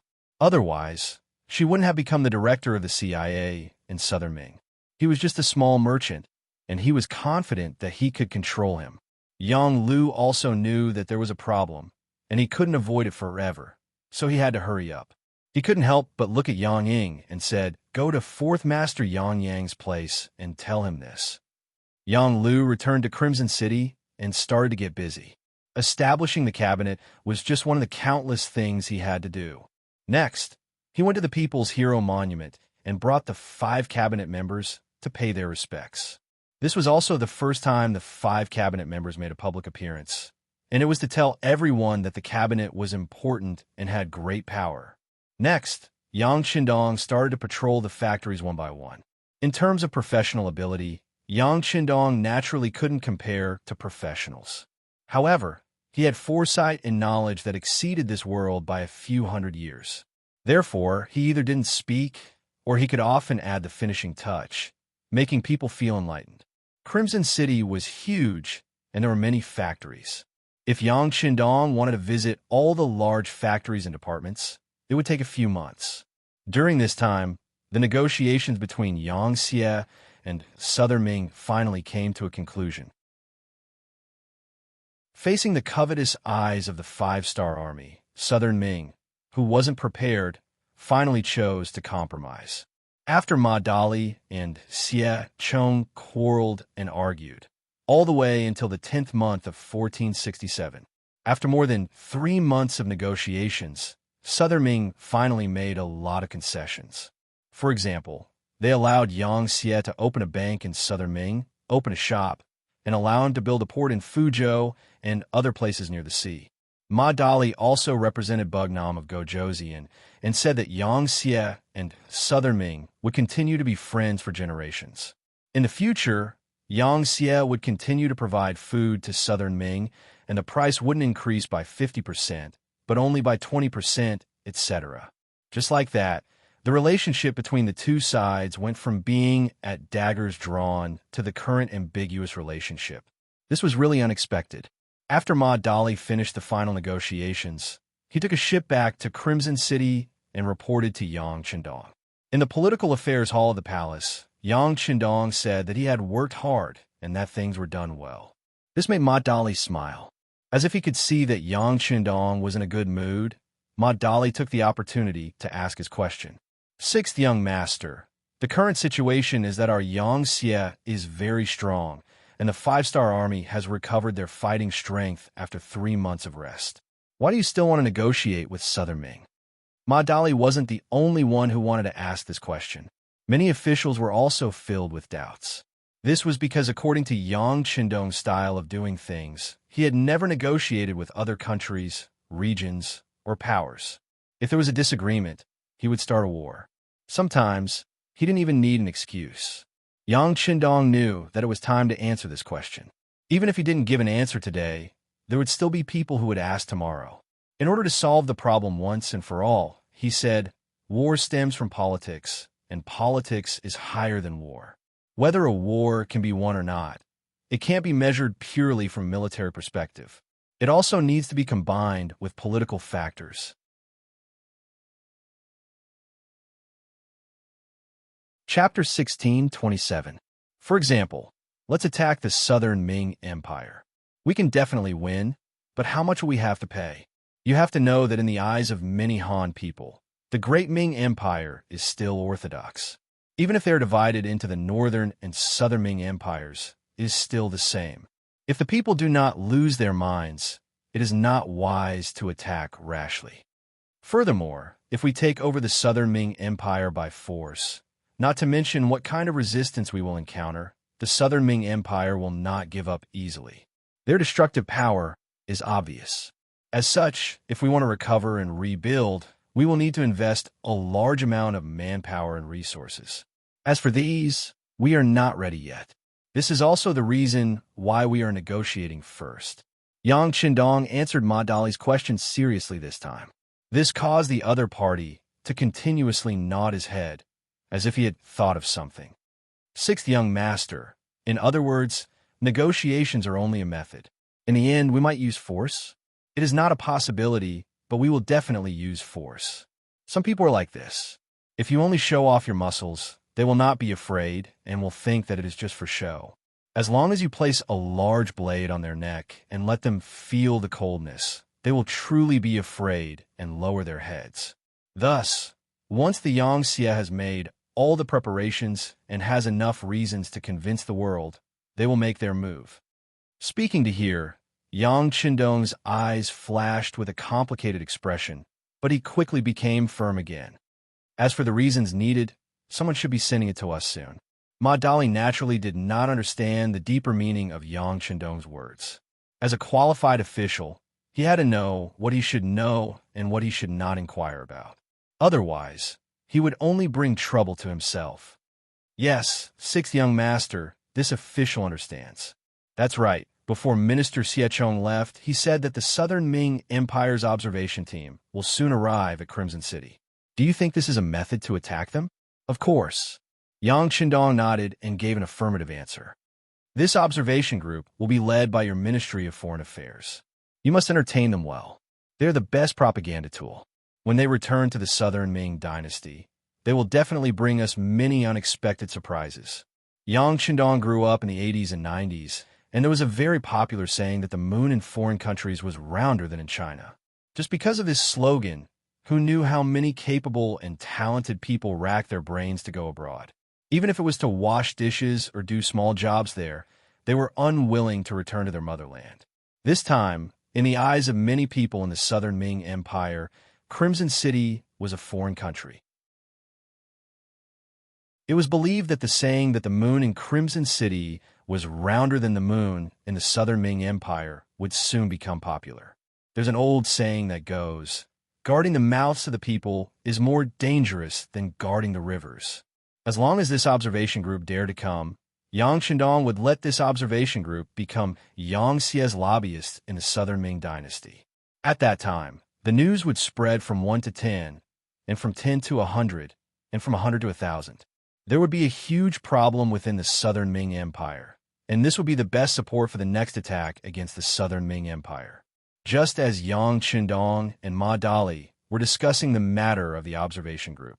In the capital of the Southern Ming Empire, Xiechong had also rushed back, covered in dust. In the palace hall, Xiechong handed up a memorial. It was the final result of the negotiations with Ma Dali. Although there were many humiliating terms in it that could be said to be humiliating, at least a 5-star army was cut off. For the Southern Ming Empire, this was already considered a good result. Of course, these terms were not equal, and Zhu Qizhen was not foolish enough to make it public. That would be slapping himself and his officials' faces. Thus, after he received the memorial, he changed the topic. My beloved officials, Yangxie has only been developing for a little more than 10 years. However, they have such powerful strength. Why is that? This time, without waiting for Zhu Qijin to call out names, the officials below automatically stood up. The person leading them was the Minister of Revenue, Wang Zhua. This person was also old and wanted to retire, but in the end, he was urged to stay by Zhu Qijin. It was not because of anything else, but because there was no one more suitable for this position in the Southern Ming Empire than Wang Zhua. Money and provisions were important, and it was not reassuring to leave it to others. Wang Zhua stood up and replied, Your Majesty, this subject has always heard that Yangxie's Crimson City's commerce and industry are very developed. It is because of this that they were able to earn a large amount of money in a very short period of time. This must be the foundation of Yangxie's strength. That's right. Although Zhu Qijin did not want this result, he had to admit that this result was very correct. Thus, he nodded. Minister Wang's words are very true. Yangxie's strength is greater than theirs. They have a strong foundation of money, and their financial resources are very sufficient. This is the reason why they were able to establish such a powerful army. Here comes the problem. What they can do, we can do as well. This time, Minister Xie put in a lot of effort to help us get an observation team. This emperor thinks that we should all go to Crimson City and take a look. We can learn from the enemy and subdue them. Zhu Qijin credited the matter of the observation group to Xie Chong. In fact, it was Yang Qindong who suggested it. This was the emperor's power play. If it was Yang Qindong who invited everyone, they would only be grateful to Yang Qindong. But if Zhu Qijin said that he fought for it, then everyone would be grateful to him. As soon as he said this, the officials below began to discuss. The officials in this era did not have many exciting lives. If they did, they would just gather together to watch singing and dancing and drink wine. As for climbing mountains and swimming, only those officials who were not successful could do that. Just like today's officials in the main hall, which one of them did not prepare for court at the 5th watch and enter court at the 6th watch. They woke up so early every day, and some of them did not even have enough time to sleep, yet they still wanted to go and take a look. It was beautiful. But now, there was such an opportunity to go out and take a look. It was a trip at public expense. Previously, there was news that Yang Xie would pay for the entire observation group. This was naturally Yang Qindong's own initiative, because he still hoped that these people would become his propagandists and promote Yang Xie's power. Naturally, when Zhu Qijin said this, it was because he wanted Minister Xie Chong to fight for it. Regardless of the reason, to be able to travel at public expense, it was said that Crimson City was very advanced, and there were many good things there, many of which could not be bought in the capital of the Southern Ming Dynasty. Just based on this point, who would not be willing? For a time, many officials in the imperial court were eager to give it a try. They were all thinking about signing up as soon as possible after the imperial court ended. They did not want to be unable to sign up just because the quota was full. That would be too much of a pity. Zhu Qijin agreed in principle that everyone wanted to go to Crimson City to take a look. Firstly, he wanted to let these people see how Crimson City developed and learn from it. Even if he couldn't learn the essence of it, it would still be beneficial to imitate it and learn it. Secondly, he wanted these officials to feel a sense of urgency. Looking at the development of Crimson City and then looking at themselves, wouldn't they feel guilty? Shouldn't I work hard after coming back? Not only that, Zhu Qijin himself also wanted to go and take a look. Of course, it was only a thought. He did not have the courage. What if he went to Crimson City and was detained? He definitely did not have Yang Qindong's strength and courage to bring 500 black cavalry and rush into southern Cloud Manor, which had tens of thousands of soldiers from 3 provinces. After the court session ended, the officials who went to the Ministry of Rights to register quickly formed a long line. This made the host, Minister Xie Chong, happy but also worried. He was happy because there were so many people going. This made him worry that no one would be interested in going and that the Southern Ming Dynasty would lose face. However, he was worried because there were too many officials. Would Yang Xie agree? Sir, what should we do? Zhou Ziong came to Xie Chang's side and asked softly. Clearly, this lively scene was far beyond his expectations. How about this? Quickly go to Yang Xie's bank in the capital and see if you can contact Bugnam of Gojoseon through them. Inform them about our situation and ask them how many people they can allow in the observation group. Okay, this official will go now. Zhou Ziong did not dare to delay and ran out of the Ministry of Rights Yamen. Yang Xie's bank in the capital had existed for a long time. This bank had always been in charge of the Southern Ming Dynasty's grain transfers. As the left assistant minister of the Ministry of Rights, Zhou Ziong had been here a few times and quickly found this place.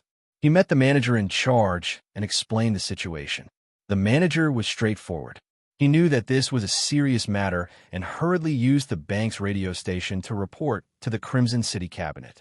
Fortunately, he did not have enough authority. Otherwise, he would have directly reported to Bugnam of Gojoseon Palace. Originally, Zhou Ziong thought that it would take a long time to get the news. Unexpectedly, in less than an hour, the manager came out and gave Zhou Ziong 4 big words. There's no limit.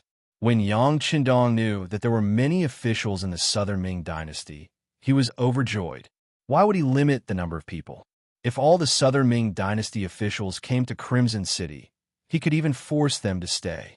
This way, the Southern Ming Dynasty would become an empty shell. There would be no need to fight any wars. Of course, this was just a thought. Ingzong Zhu Qizhen would not be so naive. After knowing that there was no limit, Zhou Ziong happily turned and ran. When he returned to the Ministry of Rights Yamen and reported the matter to Minister Xie Chong, he was overjoyed. This was because when Zhou Ziong was away, who knew how many people used their connections to find him and ask for a spot in the observation group. However, he did not know what Bugnam of Gojoseon's bottom line was. However, if he did not agree, he would easily offend people. How could he stand in the imperial court?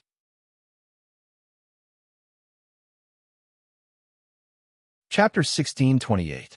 Now, with just one sentence, there was no upper limit, and he could explain to all parties. He immediately said to Zhou Ziong and the officials of the Ministry of Rights, "Everyone spread the news, ha ha ha." Okay, the officials of the Ministry of Rights replied happily. They were not much better than Xie Chong. After a while, except for Zhou Ziong, who was not in his position, everyone else received a lot of messages. They were worried about what to do, and now it was all solved. The news quickly spread, and it attracted the unanimous applause of all the officials. Zhu Qizhen also learned of the news. He thought maliciously that he should send more people to eat Yang Qindong dry. However, after thinking about it carefully, he had no choice but to set a rule. That was, each department could only transfer 2/3 of their officials into the observation group. He did not want everyone to leave, and there would be no one to handle the government affairs of the imperial court. As soon as this decree came out, the various departments quickly began a fight. It was all for the half of the quota. Fighting was the norm for the officials of the great Ming dynasty. Sometimes, when there were benefits, they naturally had to fight. This involved whether they could take the opportunity to develop and become stronger. When there was nothing to do, they also had to fight. They had to show their existence. In short, the great Ming dynasty's officials had many means of fighting, and it was so complicated that outsiders could not imagine. Now that there was such a good thing, there would naturally be a lot of fighting, and there would not be a result in a short time. This lasted for nearly 10 days. In the end, the winners entered the observation group, and the losers stayed in the yamen with a look of despair. The Ministry of Rights quickly received the list of the officials of the observation group from each department. When the result was calculated, it really gave Xie Chong a shock. When he saw the final result, there were more than 3,600 officials. He stood in place as if he had crashed. Xie Chong was very clear that these were the official members of the observation group. According to the result of his negotiation with Ma Dali, each official could bring 3 family members. The usual arrangement was 1 wife and 1 son and 1 daughter.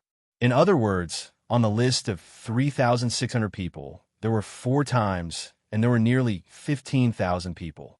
Siechong couldn't help but chuckle at the thought of so many people eating and drinking. He felt that this time, Yang Qindong had smashed his own foot with a stone. Zhu Qizhen also saw this name and couldn't help but chuckle. He then said to Qian Sungbao, "Tell Siechong to do it this way." At this moment, Zhu Qizhen was still thinking. This time, there were already so many rank 5 officials and above in the capital. If he had known earlier, he would have set the rank of officials to rank 7. That way, the number of officials would at least double. This will put a lot of pressure on Yang Xie's finances. But it was just a thought. 4 officials with too low a rank.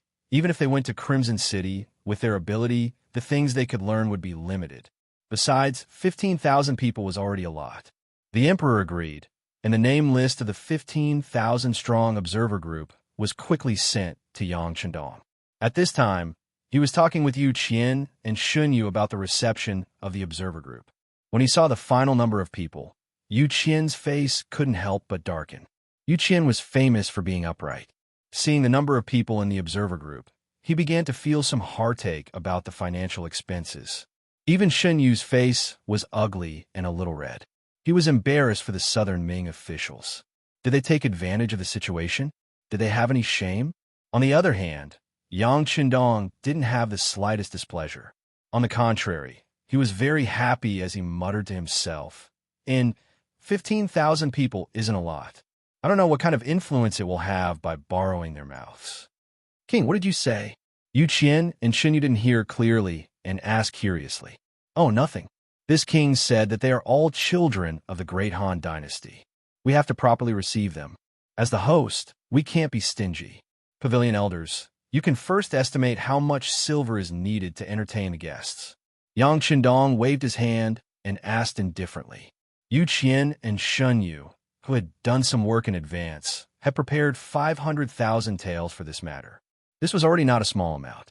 However, they didn't expect the number of people in the observer group to be so large. Just the transport ships sent out were more than 10. After all, they had to leave enough space. They couldn't make it crowded after inviting people. Wouldn't that be contrary to their original intention? That 2 million taels? Shin Yu first glanced at Yu Qian, then carefully probed with a question. However, when he saw Yang Qindong frown, he quickly changed his words. 1,500,000 taels is also fine. If it's any less, I'm afraid we won't be able to reach our initial goal. No, it's not that the difference is too big, but it's too little. Since it was us who took the initiative to invite them over, since we had the intention of letting them advertise our 5-star army, how could we be too petty? How about this? We'll give you 5 million taels as the basic cost. If it's not enough, we'll add more. In addition, we'll give you 370,000 yang coins to ensure that every official will receive 100 yang coins to buy the items they want. The yang dollar was the highest currency in the yang system. There was no other currency that could compare to it. In principle, yang xie coins weren't allowed to be exchanged. There was only one way to obtain them, and that was to receive a certain amount of money from the yang xie officials. Furthermore, those who had made great contributions to yang xie would receive additional rewards. With yang coins, one could purchase the items they wanted from the yang department store in Crimson City. The items here only accepted yang coins. In other words, without yang coins, even if you brought out a mountain of gold or silver, you wouldn't be able to buy anything from there. On the other hand, the items in the yang department store couldn't be seen from the outside. For example, there were the best cosmetics, exquisite watches, practical binoculars, high-class Chinese tunic suits, and cheongsams with unique numbers printed on them, as well as high heels for women and shiny leather jackets for men. There were also exquisite palm-sized mirrors decorated with beautiful eyes, mini Buddha statues, Guanyin statues, and so on that could be hung in front of one's chest. There were even more high-end items, such as flashlights and sewing machines, bicycles, electric scooters, and so on.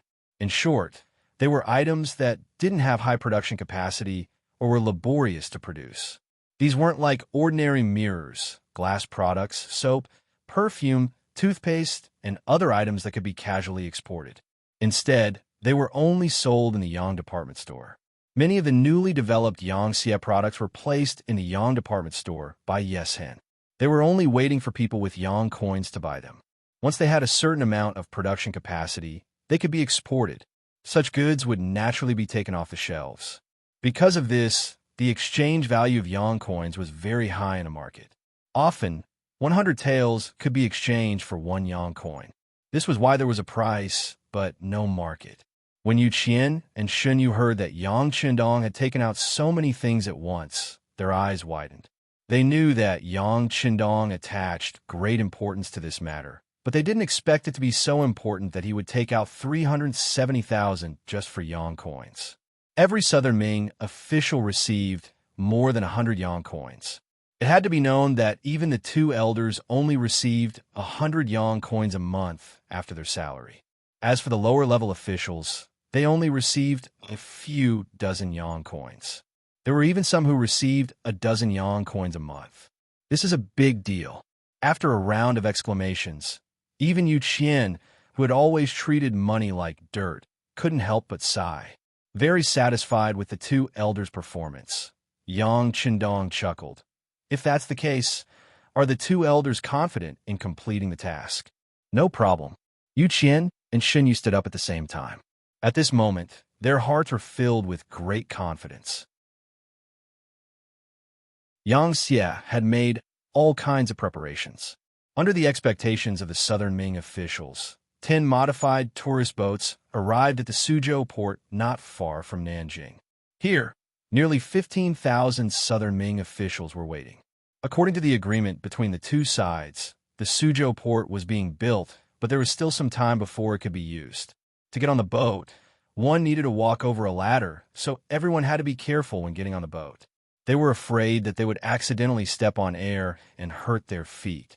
After everyone boarded the tourist boat, the interior space was spacious and the view was excellent. In particular, one of the guest rooms was equipped with a large Simmons soft mattress, which made it extremely comfortable for people to lie on. At this moment, Wang Zhiqing's butt sank into the mattress as he clicked his tongue in wonder. Before this, Wang Zhiqing had already seen the world. As the eldest grandson of the Minister of Revenue, Wang Zhua, what kind of good things had he not seen since he was young?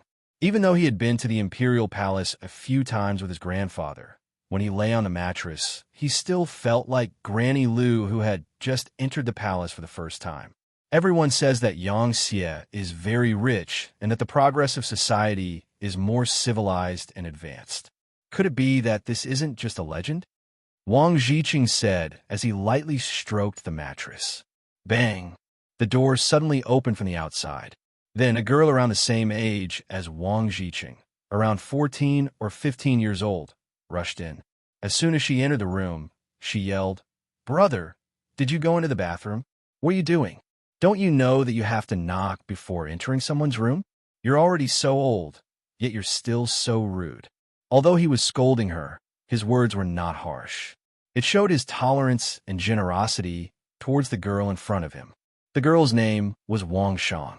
She was the granddaughter of Minister Wang Zhua and Wang Zhiqing's sister.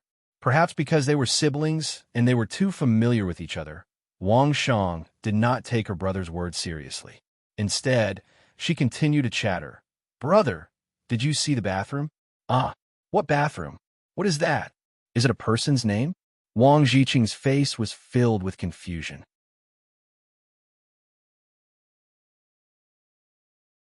Chapter 16:29. "Oomph. I knew you hadn't seen it before." Wang Shang snorted. She knew her brother very well. He was very smart and had a lot of ideas, but there was one thing about him. He was too meticulous in doing things. He had a slow personality. She thought that her brother must not have had time to go to the washroom, so she purposely came to show off. "Brother, come here. I'll tell you what the washroom is, what's here, and how to use it." Wang Shang pulled Wang Zhiqing's hand and led him to the side of the room. After a full 10 minutes, Wang Zhiqing walked out of the washroom as if he was in a dream. After showing off, Wang Shang also left the room to find her sisters. Wang Zhiqing, who was left behind, was a little confused. The items in the bathroom just now had really shocked him. For example, the expensive shampoo, shower gel, the porcelain bathtub that was big enough for him to lie down in, and the toilet that could be flushed at any time. With Wang Jiqing's family background, he had experienced these things before, but they were completely different from the things here. Take the bathtub, for example. There was a faucet on the side. When you turned it to the left, it was cold water. When you turned it to the right, it was hot water. It was really very convenient. It was far different from his own home, where he had to boil water in advance to take a bath. When the water turned cold, he had to ask the servants to refill it. It was just a ship that was welcoming them, but the room was already so luxurious. Wang Jiqing couldn't help but wonder what it would be like when they arrived at Yangtze's capital, Qiqian City. In fact, Wang Jiqing wasn't the only one with such thoughts. Many people in the same industry had such thoughts. They were looking forward to the rest of the journey. It would take a few more days to get from Suzhou to Qiqian City. There were still things happening in Qiqian City. For example, a guest was welcomed in the palace. It wasn't exactly a guest. It should be said that it was a member of the family. He was Yang Qindong's fourth brother, Yang Yang. Among the brothers, Yang Yang was the most useless existence in Beiming. When his brothers had things to do, he became a good-for-nothing. He went to restaurants every day to walk birds, giving people the impression that he had nothing to do. In the end, Yang Yang was just born at the wrong time. He still had some ability and insight. This could be seen from the fact that he had condescended to create sixth brother early on. Sure enough, after deciding to follow Yang Qindong, Yang Yang's life changed. She held great power and became Yangtze's spokesperson in the Southern Ming dynasty. Not only did she receive the respect of countless people, she could get whatever she wanted with just a stretch of her hand. She truly lived the life of a deity.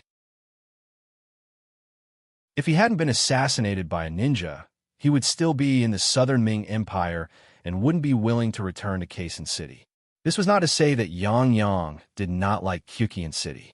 In terms of facilities, Qiqian City was much better than the capital of the Southern Ming dynasty.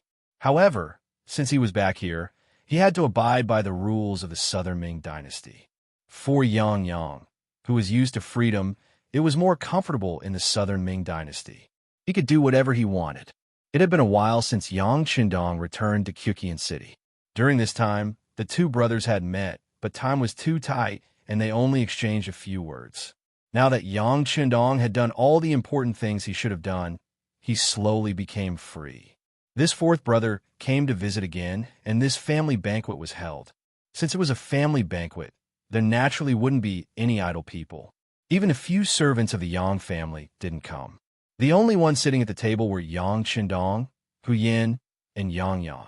Hu Yin was the princess consort. When Yang Qindong wasn't in Qiqian City, her status had always been high. Letting her sit with him expressed Yang Qindong's respect for his fourth brother.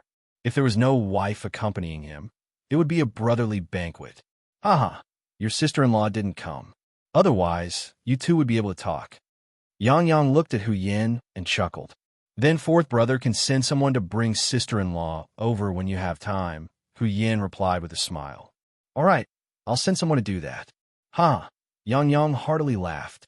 Then, he looked at Yang Qindong. He took the initiative to raise his wine glass and said with a sigh, Sixth brother, although I am your elder brother, I am convinced by what you have done. Come, let me toast you. Ha! Fourth brother, please. Yang Qindong laughed heartily and toasted his brother. Although one was his fourth brother and the other was his sixth brother, the disparity in status made Yang Yang no longer dare to act like an elder brother. Over the years, Yang Qindong had proven his ability with facts. Not only did Yang Yang feel pressured when he saw Yang Qindong, he even felt restrained sometimes.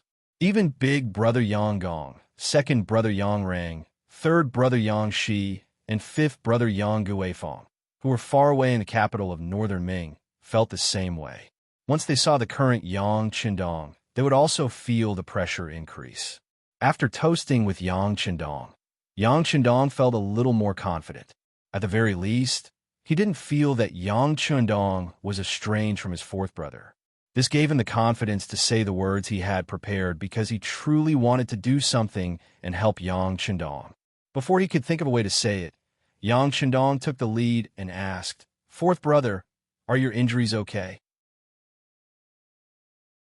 Don't worry, the assassination attempt happened in the capital of the Southern Ming Dynasty. They must express their sincerity and compensate you personally. Because of an assassination attempt, the Southern Ming Dynasty had to compensate him.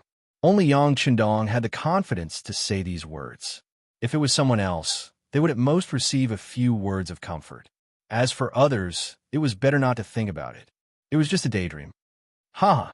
Yang used this as an opening and laughed. Then he patted his chest and said, "Fourth brother, my body is very good. Sixth brother doesn't need to worry. As for compensation, you could decide. I have saved some money over the years, so I don't really care.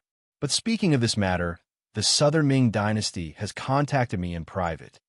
"Oh, they contacted you in private?" As if it was the first time he heard about this matter, Yang Chendong picked up a piece of cauliflower and put it in his mouth.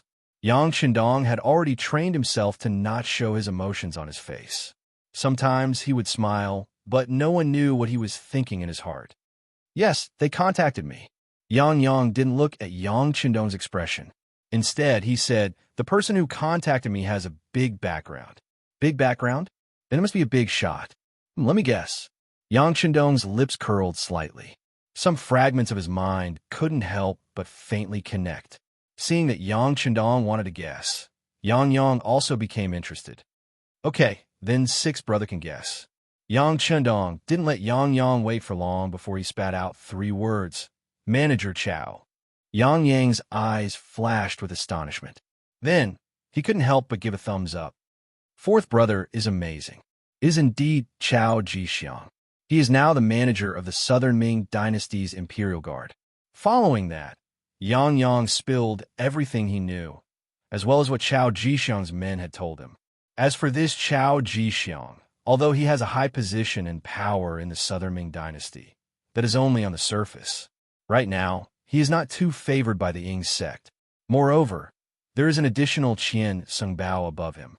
This person has gotten together with another head eunuch, Kai Zhong, and is constantly squeezing his living space.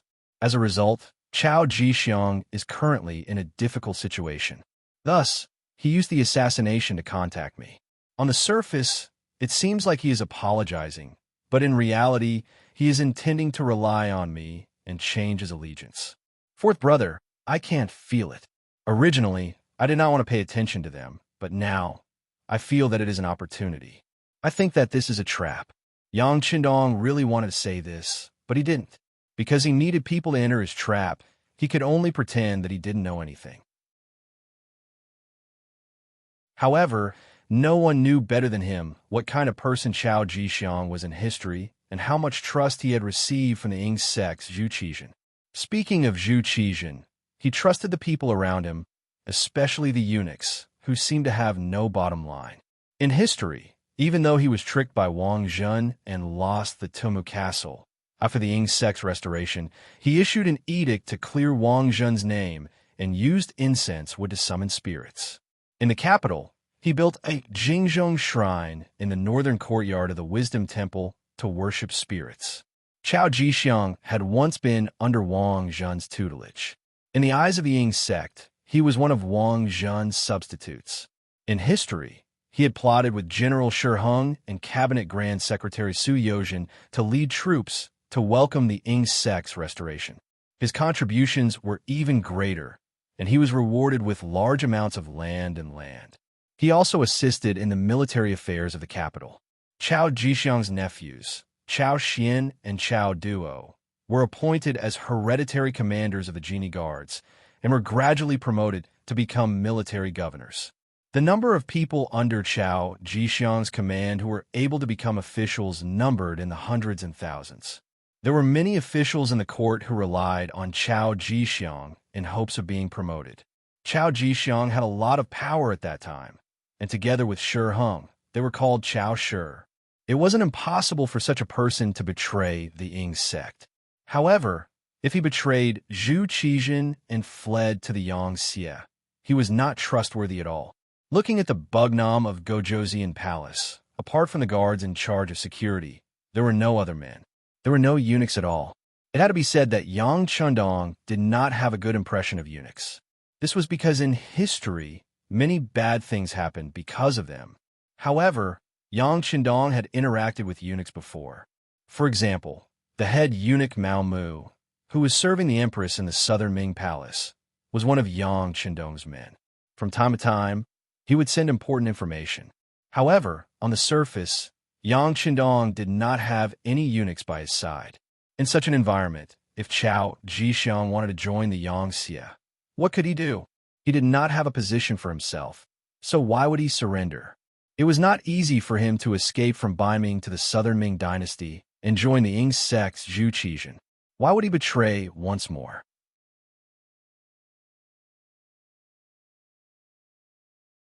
Chapter 1630. And even if all of this was true, how could Yang Chundong believe a person who could betray him at any time? Yang Chundong was familiar with the history of the Great Ming Dynasty. Even though Yang Chundong didn't seem to care much about the Great Ming Dynasty, and Chao Jixiang was also a guard of the Imperial Secret Service, he was very mysterious and came and went without a trace. However, Yang Chundong also knew this person very well. It was because of this understanding that he was very sure that this person would never betray the Southern Ming Dynasty's emperor, Zhu Qizhen, nor would he surrender like Yang said. All of this was just a trap. With a plan in mind, Yang Chundong pretended that he didn't know anything and said to Yang, "Fourth brother, this is a good thing. Since that's the case, you can continue to contact him. If you need help, whether it's the Security Bureau or the CIA, we will do our best to help." This was exactly what Yang wanted to hear. He also wanted to make some achievements. He immediately said, happily, "It just so happens that there are people sent by Chao Jixiang in the observation group. When the time comes, I will have a good chat with him." Seeing Yang Chundong's excited expression, Yang Chundong couldn't bear to dampen his enthusiasm. He also wanted to see what kind of trap the other party had set. He didn't believe that Yang Chundong would betray him. With the other party's ability, even if something happened to him, it was impossible for him to rise to the position of Yang Xie. In other words, there would only be disadvantages and no benefits. Thus, Yang Chundong also wanted to see who else was involved in this matter. Of course, even if this matter didn't happen, Yang Chundong already had a rough understanding in his heart. He only needed to wait for the other party to set up the trap. At that time, he would let the person who set up the trap know what it meant to seek death. Yang Chundong was holding a family banquet in the palace. Because Yang Wu was in charge of the palace's affairs, he had been accompanying him. In a small courtyard outside the palace, Cui Xiu left the palace with the excuse of not feeling well. She came to see Yang Lu, who had been waiting for a long time. "How was it? No one noticed you when you came out, right?" After seeing Cui Xiu appear, Yang Lu sat on a chair and asked with an unpleasant expression. Over the years, Yang Lu had hardly exercised his body. Moreover, he had indulged in eating, drinking, whoring, and gambling. His body was no longer as good as before. Reporting to Master, "No, the 8th madam can't wait to see me." As soon as I said I wasn't feeling well, she immediately approved my leave. Cui Xiu put away the arrogant attitude she had in the palace. At this moment, she was as docile as an obedient lamb. It couldn't be helped. The lives of Cui Xiu's parents and 2 older brothers were in the hands of Yang Lu, and if she were to offend him, her family would immediately be destroyed. What she didn't know was that her family had already been killed by Yang Lu. Speaking of which, Yang Lu didn't have the time to send a few people to keep an eye on Cui Xiu's family. Besides, it was difficult for the living to keep a secret. Only the dead were the most reassuring. "Very good, you did well." Yang Lu still had some understanding of the ways of a master. He knew that if he praised his subordinates properly, they would be full of enthusiasm. "You can rest assured that your family is now very safe. They have food and drink, and they are living very well. When the matter is done, you will be given a large sum of money, and you can reunite with your family." "Thank you, Master." When she heard that she could reunite with her family, Cui Xiu's eyes flashed with yearning. The reason why she did these things was for the safety of her family. "Well, you tell me, is there anything unusual about the 8th madam?" When it came to business, Yang Lu, who was sitting on the chair, was a lot straighter. Reporting to Master, the 8th Madam has completely lost power. Bugnam of Gojoseon has been back for so long, and he has not come to the 8th Madam's palace. Even Princess Yang Xian has not seen her father for so long. When Shui Xiu answered this question, her tone was very firm.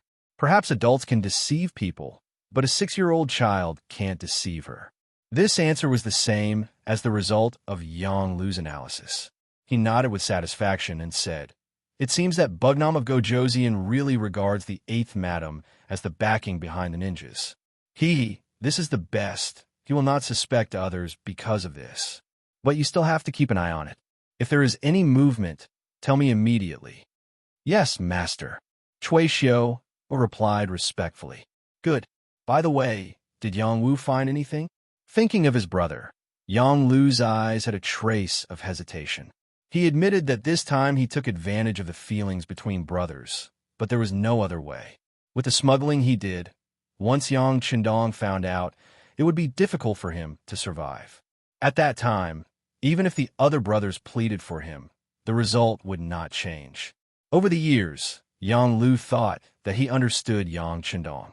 This person had his own principles when doing things. Anyone who was willing to step on the line, no matter what kind of merits they had in the past, would be heavily punished. And what he did was not as simple as stepping on the line. It was simply challenging Yang Qindong's bottom line. There would definitely not be a good result. Even so, he could only give it a try. If he won, then he would reach the peak of his life. On the other hand, if he lost, he would just die. Even if he waited, he would still die. If there was still a chance, why not? As such, Yang Lu's outlook on life was completely distorted. When asked about Yang Wu, Chui Xiu replied truthfully, "This person, other than being a little lecherous, really doesn't have any other shortcomings." After observing for a while, I found that Yang Wu is not a greedy person. He never accepts gifts, and basically there is no abuse of power, so it is really difficult to threaten him. Yes, it is very difficult.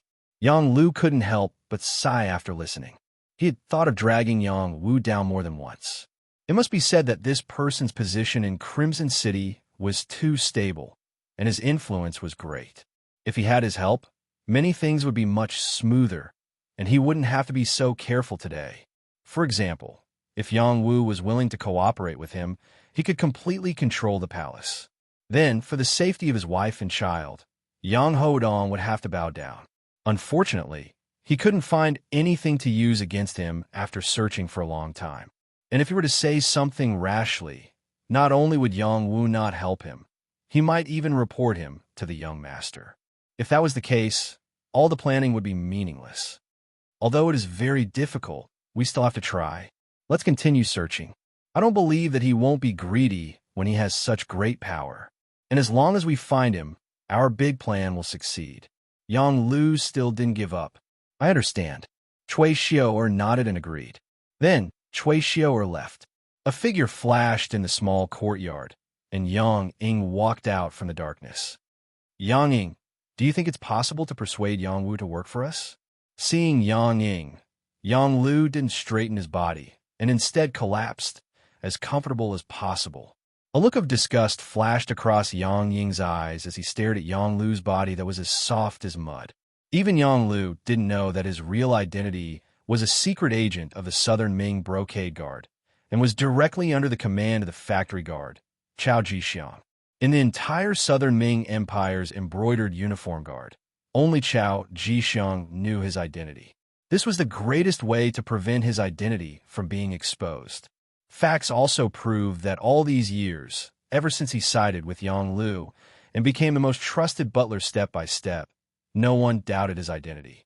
And Yang Lu could be where he was today. It was all because of his help. A young man with ambition had turned into a gluttonous, lazy, and greedy person who was afraid of death. Many times, Yang Ying looked down on Yang Lu. This was because if the two of them were in different positions, he would never betray his master.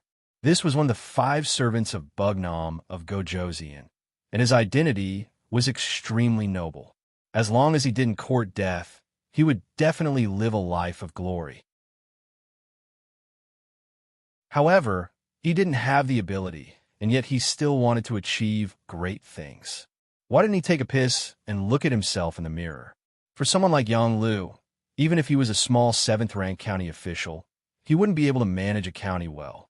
Yet he still wanted to be like Yang Qindong, a prince of the Great Ming Dynasty. He really didn't know the immensity of heaven and earth. Although he looked down on him in his heart, before the mission was completed, he was still very respectful on the surface. He lowered his head and said, "Master, it's too difficult to persuade Yang Wu, and the risk is too great. It's better to abandon this idea for now. The Southern Ming Dynasty's observation group is about to arrive, and there's also a secret agent from the Southern Ming Brocade Guard following them.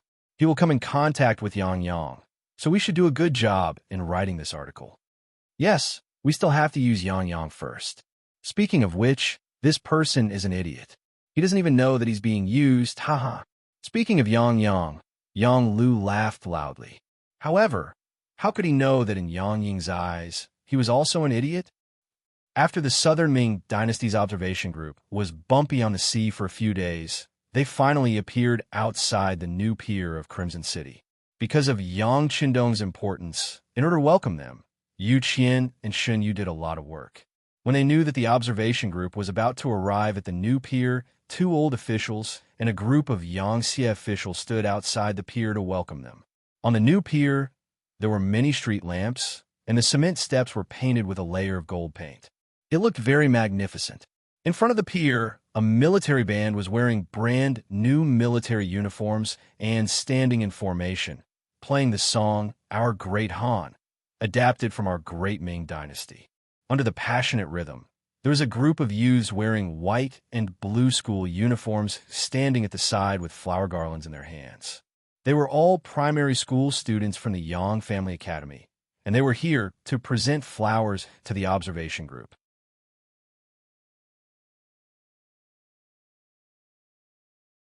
Chapter 16:31. Apart from military band and children, there were also a group of policemen in police uniforms. They were here to maintain law and order. After all, there were close to 15,000 members of the South Ming Observer Group, and their safety had to be guaranteed. Because of this, one of the elders, Chief Police Long Tainan, had also come. 3 of the 5 elders had come, which was enough to show how much importance Yang Xie placed on the South Ming Observer Group. Apart from the policemen, there were some officials from the Ministry of Foreign Affairs, as well as some commoners who had come to watch. It was not entirely accurate to say that they were commoners. Most of them were representatives chosen by their respective units to welcome the guests. They were all dressed in neat and tidy clothes, and their figures were tall and straight. The men were mostly handsome, and the women were mostly beautiful. Every single one of them was full of energy, displaying the demeanor of the Han people of Crimson City. Apart from these Han people, there was also a welcoming group of 500 people. Among them, there were white-skinned, black-skinned, yellow-haired, red-haired, and blue-eyed people. They were all people who had been conquered by Yang Xie, and they were the ones who had performed well. Placing them here was a testament to the strength of the Yang faction and the nobility of the Han people. The welcoming group had more people than the observer group, and there were close to 20,000 of them. But even so, the plaza in front of Crimson City's new pier still didn't seem crowded. Just last year, the docks had undergone another expansion. Not to mention that there were only 30 to 40,000 people. Even if there were 100,000 people here, it would not be a problem. Everything on the pier had been seen clearly by the observer group. Seeing this scene, as a member of the observer group, they were naturally filled with pride. After all, no matter who went to a foreign place, they would want to be welcomed and not roll their eyes. However, there were some people, mainly the South Ming officials, who maintained a smile on their faces, but their hearts were beating like drums. Why were the people welcoming them so energetic? Could these people really be ordinary people and not the nobles and gentry in the city? Thinking about the state of the South Ming people, they were not starving. Although they wouldn't starve to death, most of them were emaciated and their eyes were lifeless. They were like walking corpses. How could they be as energetic as the people who greeted them? Could it be a disguise? At this moment, there were clearly many people who had such thoughts. The officials all decided to wait until they entered Crimson City to take a good look. Whether it was real or fake, they would be able to tell. The ship finally reached the shore, and the people who walked out from the first ship were the Southern Ming Empire's Minister of Personnel, Chun Sun, and the Minister of Revenue, Wang Zhua. The fact that they were able to join the observer group was their own idea, as well as the idea of the Southern Ming Emperor, Zhu Qizhen. One of them was in charge of the officials, while the other was in charge of the country's finances. This time, they came with the attitude of learning. He wanted to see how Yang Xie managed to accumulate so much money and food, and how he used his men. Speaking of which, both Yu Qian and Shun Yu knew these two, especially since Yu Qian's position in the past was basically the same as theirs. When this old friend met, he naturally went up to greet him with a smile. Seeing Yu Qian and Shun Yu walk over, whether it was Chun Sun or Wang Zhua, their expressions were somewhat unnatural. In the past, they all belonged to the Great Ming Dynasty, but now they all had their own masters. More importantly, Yu Qian and Shun Yu were clearly doing better. When they were on the ship, Yang Xie's people told them about the general situation in Crimson City, and they mentioned the words of the fifth cabinet elder. Thinking about it, he was already a cabinet elder, but they were still only ministers. In addition, the Southern Ming Dynasty was currently in a precarious situation, while Yang Xie was at the peak of his power. The gap between the two sides would only be even greater, especially that Shun Yu. In the past, he was simply a nobody in their eyes, a low-ranking official. But now, he had become one of the Yang Xie's cabinet elders, and he held the power of life and death in his hands. If one studied the huge territory of Yang Xie, they would know that their real power was even greater than the king of a small country. Comparing oneself to others was indeed infuriating. Welcome, welcome. Yu Qian and Shun Yu smiled and extended their right hands to Chen Sun and Wang Zhua. They were in other people's territory, and this time they were here to learn from them. The two ministers did not dare to be careless. They also quickly extended their right hands, and then the four of them shook hands. The etiquette of shaking hands was not in the Great Ming Dynasty, but at this moment, everyone followed suit without any feeling of disharmony. It was no wonder that this etiquette was accepted by the people in the future. After Ah Sun and Wang Zhua, the Minister of Rights Xie Chong, the Minister of Justice Xiao Chua, the Minister of Works Wei Luo, the Minister of War Kuang Yi, and the Imperial Censor Shang Lu all came down from the other ships. Both sides greeted each other and greeted each other. What a big lineup.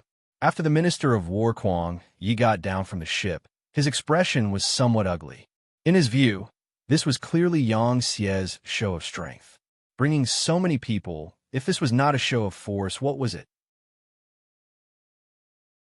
Kuang Yi was a veteran, and because he was in charge of the Ministry of War, his temper was naturally worse than the average person's. Now that the Southern Ming Dynasty was about to clash with Yang Xie, one could imagine how much pressure he was under. His reaction was within everyone's expectations. Yu Qian and Shun Yu looked at each other and did not pursue the matter. Instead, they chuckled. Then they said, "This is our king's wish. Whether you are willing or not, you have to abide by our rules. If not, please go back. The ship is right there, ready to leave at any time." Kuang Yi choked and wanted to turn around and leave. However, when he thought of his mission, he forced himself to endure it. He let out a cold snort and did not say anything else. The other ministers smiled awkwardly. They were not as unreasonable as Kuang Yi, so naturally they would not stand with him, nor would they turn around and leave. Seeing that no one was speaking, Yu Qian smiled and said, "Since no one has any objections, then let's follow the arrangements. Come, bring out the flowers." As soon as his voice fell, the primary school students who had been standing there for a while came forward with garlands in their hands. When they arrived in front of the officials, they tiptoed and put the garlands in their hands around the necks of the officials. Adults were always the most tolerant towards children, not to mention such cute primary school students. They did not want anything but to give the wreaths. Therefore, This segment was completed very smoothly. After that, a row of prepared trams drove to the plaza in front of the pier. The members of the observation group entered the trams in batches. When they entered the trams, the members of the observation group all had curious expressions on their faces. Even Chun's son, Wang Zhua, and the other high-ranking officials were no exception. Clearly, they were very curious about the things in front of them. Rows of clean seats were placed in front of them. When they sat down, they felt the softness of the sponge. Then, a clear glass appeared in front of them, allowing them to see everything from the inside out. When the members of the observation group entered the trams one by one, the first tram started and slowly drove out of the plaza, heading straight to Chichen City. At this moment, screams of surprise rose and fell one after another. Whether it was the people sitting in the first tram or the people in the other trams, when they saw that the trams that were not pulled by horses or pushed by people began to slowly move on the main road, they all screamed in surprise. People always had a fear of the unknown, especially when the appearance of an object exceeded people's imagination. That feeling of fear would be even more intense. The members of the observation group screamed in surprise. No matter what rank the officials were, they all screamed inaudibly at this moment. They might be excited, surprised, or afraid from the bottom of their hearts. Fortunately, in each tram, in addition to the necessary driver, there was also a young and beautiful female soldier in Yangxia. She wore a military uniform and looked valiant and formidable. Their voices sounded in a timely manner and began to explain the principles of the trams, explaining why the trams could move on their own. Although no one could really understand the principles that these female soldiers explained, at least everyone knew that this was not the result of magic. Everything was the result of scientific progress. Finally, some of the commotion was suppressed, and the members began to curiously observe the things inside and outside the trams. Wang's family of four was also in a tram that was starting to move. The tram moved slowly on the main road, and as it got closer to Chichen City, the number of tall buildings in the surroundings began to increase. What a beautiful city! It's even more beautiful than our capital. It's clean and the air is so good. Sitting in the row behind them, granddaughter Wang Shang said excitedly, "That's right, it's really beautiful here." His wife, Wang Songshi, also sighed on the side. Her eyes were constantly changing with the surrounding scenery. The eldest grandson, Wang Zhiqing, who had always been calm, also pointed outside and shouted inaudibly, "Look, what's that?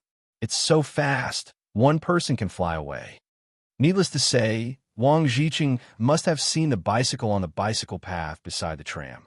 Although things like this were not widespread in the entire Chichen City, at least some people could already afford it. Therefore, there was now an army of bicycles on the main road. This thing can even pull a person. That's amazing. Big brother, buy one too and pull me along, okay? Wang Shang was clearly shocked. Then, her face filled with joy as she pulled Wang Zhiqing's arm with a pleading look.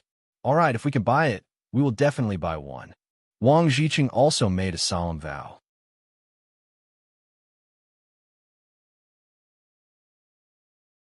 Chapter 1632.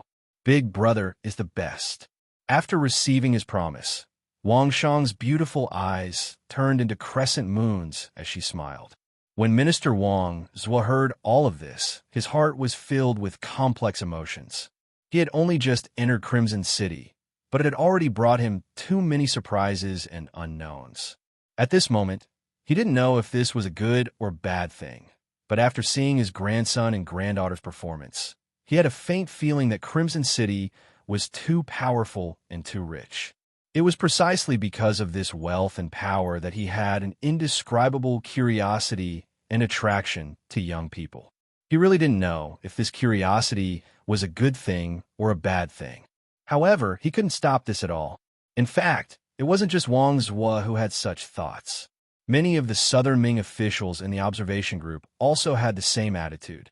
Among them, the shallow ones only saw the shock brought by the things in front of them, while the far-sighted ones saw the changes in the people around them and began to think deeply. Minister of War Kwang Yu was also sitting in a carriage. What was different was that the people around him weren't family members, but rather three young generals in the Southern Ming army. One of them was a chiliarch, while the other two were centurions. From this point alone, it could be seen that Kuang Yi was definitely a good official who wholeheartedly served the court. Previously, Kuang Yi had a lot of dealings with Yang Qindong, and he had always fully supported Yang Qindong. That was because at that time, Yang Xie hadn't said anything. Yang Qindong's actions were also to help the Southern Ming people quell the uprising. It was precisely because of this opportunity that Yang Qindong walked out of Baiming, defeated the Southern Ming, and openly went to Crimson City to obtain everything he had now. However, no matter how powerful Yang Xie was, in Kuang Ye's eyes, Yang Qindong was still a subject of the Great Ming. Whenever the Great Ming needed him, he should be called upon. However, all of this was just a matter of course. Why should everything he worked so hard for be unconditionally handed over to the court? If the imperial court was a court that truly cared about the people, perhaps Yang Qindong would really consider it. However, the current Southern Ming dynasty was filled with officials who were greedy and greedy. In the eyes of most people, there was only a small plot of land in front of them. How many people truly cared about the livelihood of the common people? Moreover, history has already told us that the Han people studied the path of the Golden Mean. In history, other than the Han dynasty, there were very few examples of expansion. In a few wars with foreign countries, they only won and then returned. There was no thought of going out at all. In this way, it would be fine if they didn't encounter a powerful enemy. But if they did, what would happen to the common people? In later generations, there was often a saying that the first class was a foreigner, the second class was a government official, the third class was a minor citizen, and the fourth class was a Han. At that time, Yang Qindong was weak and could only watch. But now that he had this kind of ability, he had to make changes. He had to conquer more territory for the Han people and let the Han people become the people at the top of the pyramid in this world. Kuang Yi naturally didn't know what Yang Qindong was thinking. Even if he knew, he probably wouldn't agree. This wasn't surprising. In the eyes of most of the great Ming officials, other than the Ming dynasty, the rest of the world was uncivilized. What was the use of occupying uncivilized people? Moreover, it would waste a lot of money.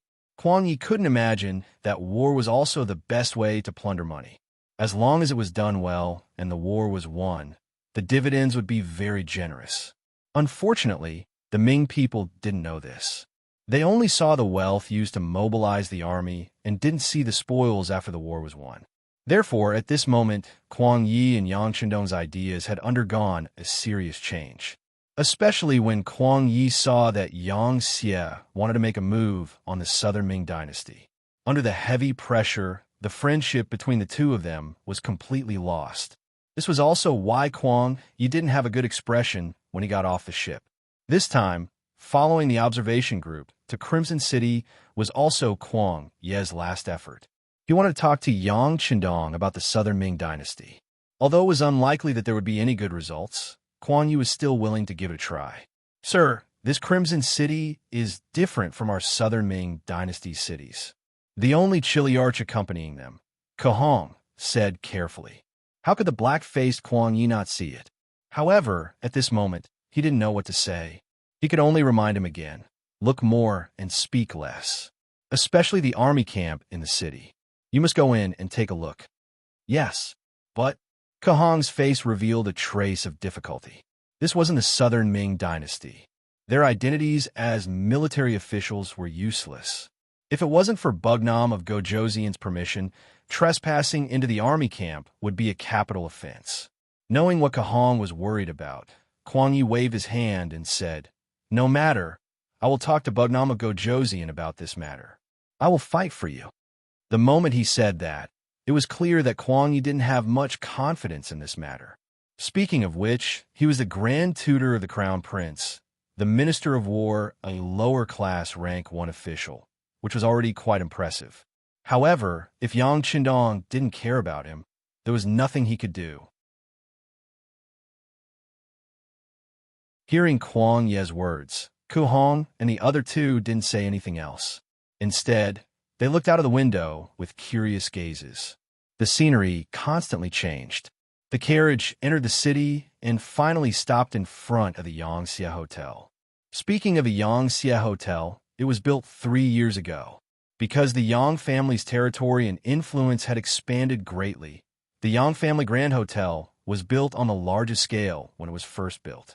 It took up a few hundred hectares of land, and many of the surrounding buildings were demolished. After 3 years, it was finally completed. It was open last month.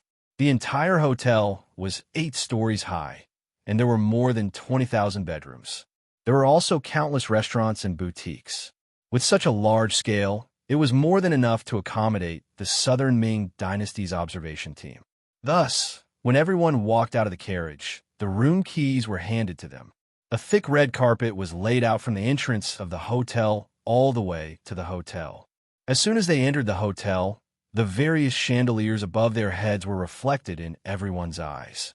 At this time, although the sky wasn't dark yet, the light from the electric lights was already useful. When they saw the colorful lights flickering above the chandeliers, almost everyone in the observation team was shocked again. Not only that, when everyone entered the elevator in the lobby and was suddenly brought up, many people were so scared that their faces turned pale. Then, they each took their own keys and entered the floor. After entering the room, everything in front of them opened their eyes. There was a separate, luxurious bathroom, a comfortable big bed, and a wide and bright floor-to-ceiling window. There was also a kettle that could boil hot water when it was turned on, as well as instant noodles, ham sausages, canned food of various flavors, and various drinks placed in every room. It was so bright that it blinded most people's eyes. Wang Shang was a girl who was very curious about anything new. When she read the instructions in the room and learned how to use the things, she immediately boiled a kettle of water. Then, she poured the instant noodles and ham sausages into it and quickly ate until she was full. Touching her full stomach, she quickly walked out of the room and went to the next room. Then, she knocked on the door of each room. Soon, under her efforts, most of the instant noodles, ham sausages, and other things in the rooms were wiped out. The kind of junk food that everyone was used to in the future had now become incomparably delicious in the eyes of many people. As a direct result, when it was time for dinner, everyone came out of their rooms and entered the banquet hall in batches. When they saw the dazzling array of delicacies, many of them cast resentful gazes at Wang Shang. Wang Shang also felt very wronged. How would she know that Yang Xie had prepared so much delicious food for them at night? She thought that the so-called welcome banquet would be the same as the banquets held in the palace in the past. There would only be a small amount of food at each table, and there would be so many rules that they wouldn't even be full in the end. Fortunately, Wang Shang was very young and digested food quickly. It didn't take long for her to compete with some of her younger sisters in the same industry to eat the food in the buffet. The biggest advantage of a buffet was that you could choose food at any time according to your appetite. Then you could put on a plate and start eating. There was no need to pay attention to any rules, and there was no need to wait for the guest to call you and fall into an awkward situation. This was the favorite way of eating for young people. They had enough of the rules at home and could finally let go of themselves for once. Of course, they were very happy. On the other hand, when officials like Kuang Yi saw the food, their eyes widened and they felt that it was a waste. Some of the more observant people did a rough calculation. They were afraid that tonight's entertainment would cost a lot of money. Yu Qian and Xin Yu also brought a group of Yangxia officials to join the welcome banquet. Compared to most of the Southern Ming officials who were at a loss or ate and drank to their heart's content, the Yangxia officials who were used to this kind of scene just held a cup of wine and casually chatted with others. In addition, all of the Yangxia officials were wearing gray Chinese tunic suits, which made them look quite stylish. Bugnam of Gojoseon has arrived. A loud shout sounded, and a group of black cavalry rushed in from the entrance of the banquet hall. They were all dressed in neat military uniforms. After entering the banquet hall, they guarded the main roads and stood on both sides. They didn't delay everyone's meal and could guarantee that they could control the situation and deal with any unexpected situations. After waiting for these Longwei officials to stand in their positions, Yang Qindong took Hu Yan's hand and strode into the banquet hall with Luan Xiaochun, Lung Song, and other officers in military uniforms. Today, Yang Qindong was wearing a marshal's military uniform, which was rare, and it made him look particularly energetic. When the shiny black leather shoes landed on the red carpet, everyone's attention was instantly drawn to them.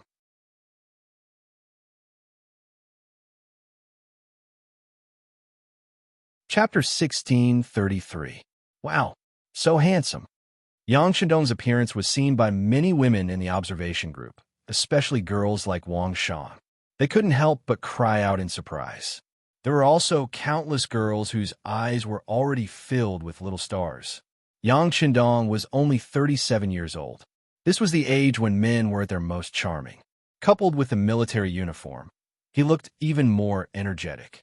In particular, his innate temperament gave people a sense of vigor and vigor. This was something that many Southern Ming officials did not have. As soon as Yang Qindong appeared, he immediately attracted the attention of everyone present. This was especially true for the older ladies and their wives, who all looked at him with watery eyes. Little girls like Wang Shang, who looked like an uncle, were even more attractive. At this moment, even Kuang Yi, who wanted to argue with Yang Qindong, couldn't help but sigh. At least in terms of appearance, Yang Qindong was impeccable. Holding Hu Yan's hand, Yang Qindong entered with a smile. He looked around as if he didn't have a focal point, but he also seemed to see everyone in his eyes, giving people a feeling of being valued. At this moment, Hu Yan was also smiling like a flower. The noble temperament of a queen was undeniable. Walking together with Yang Qindong, she gave people the feeling that they were young girls. Applause quickly sounded in the banquet hall.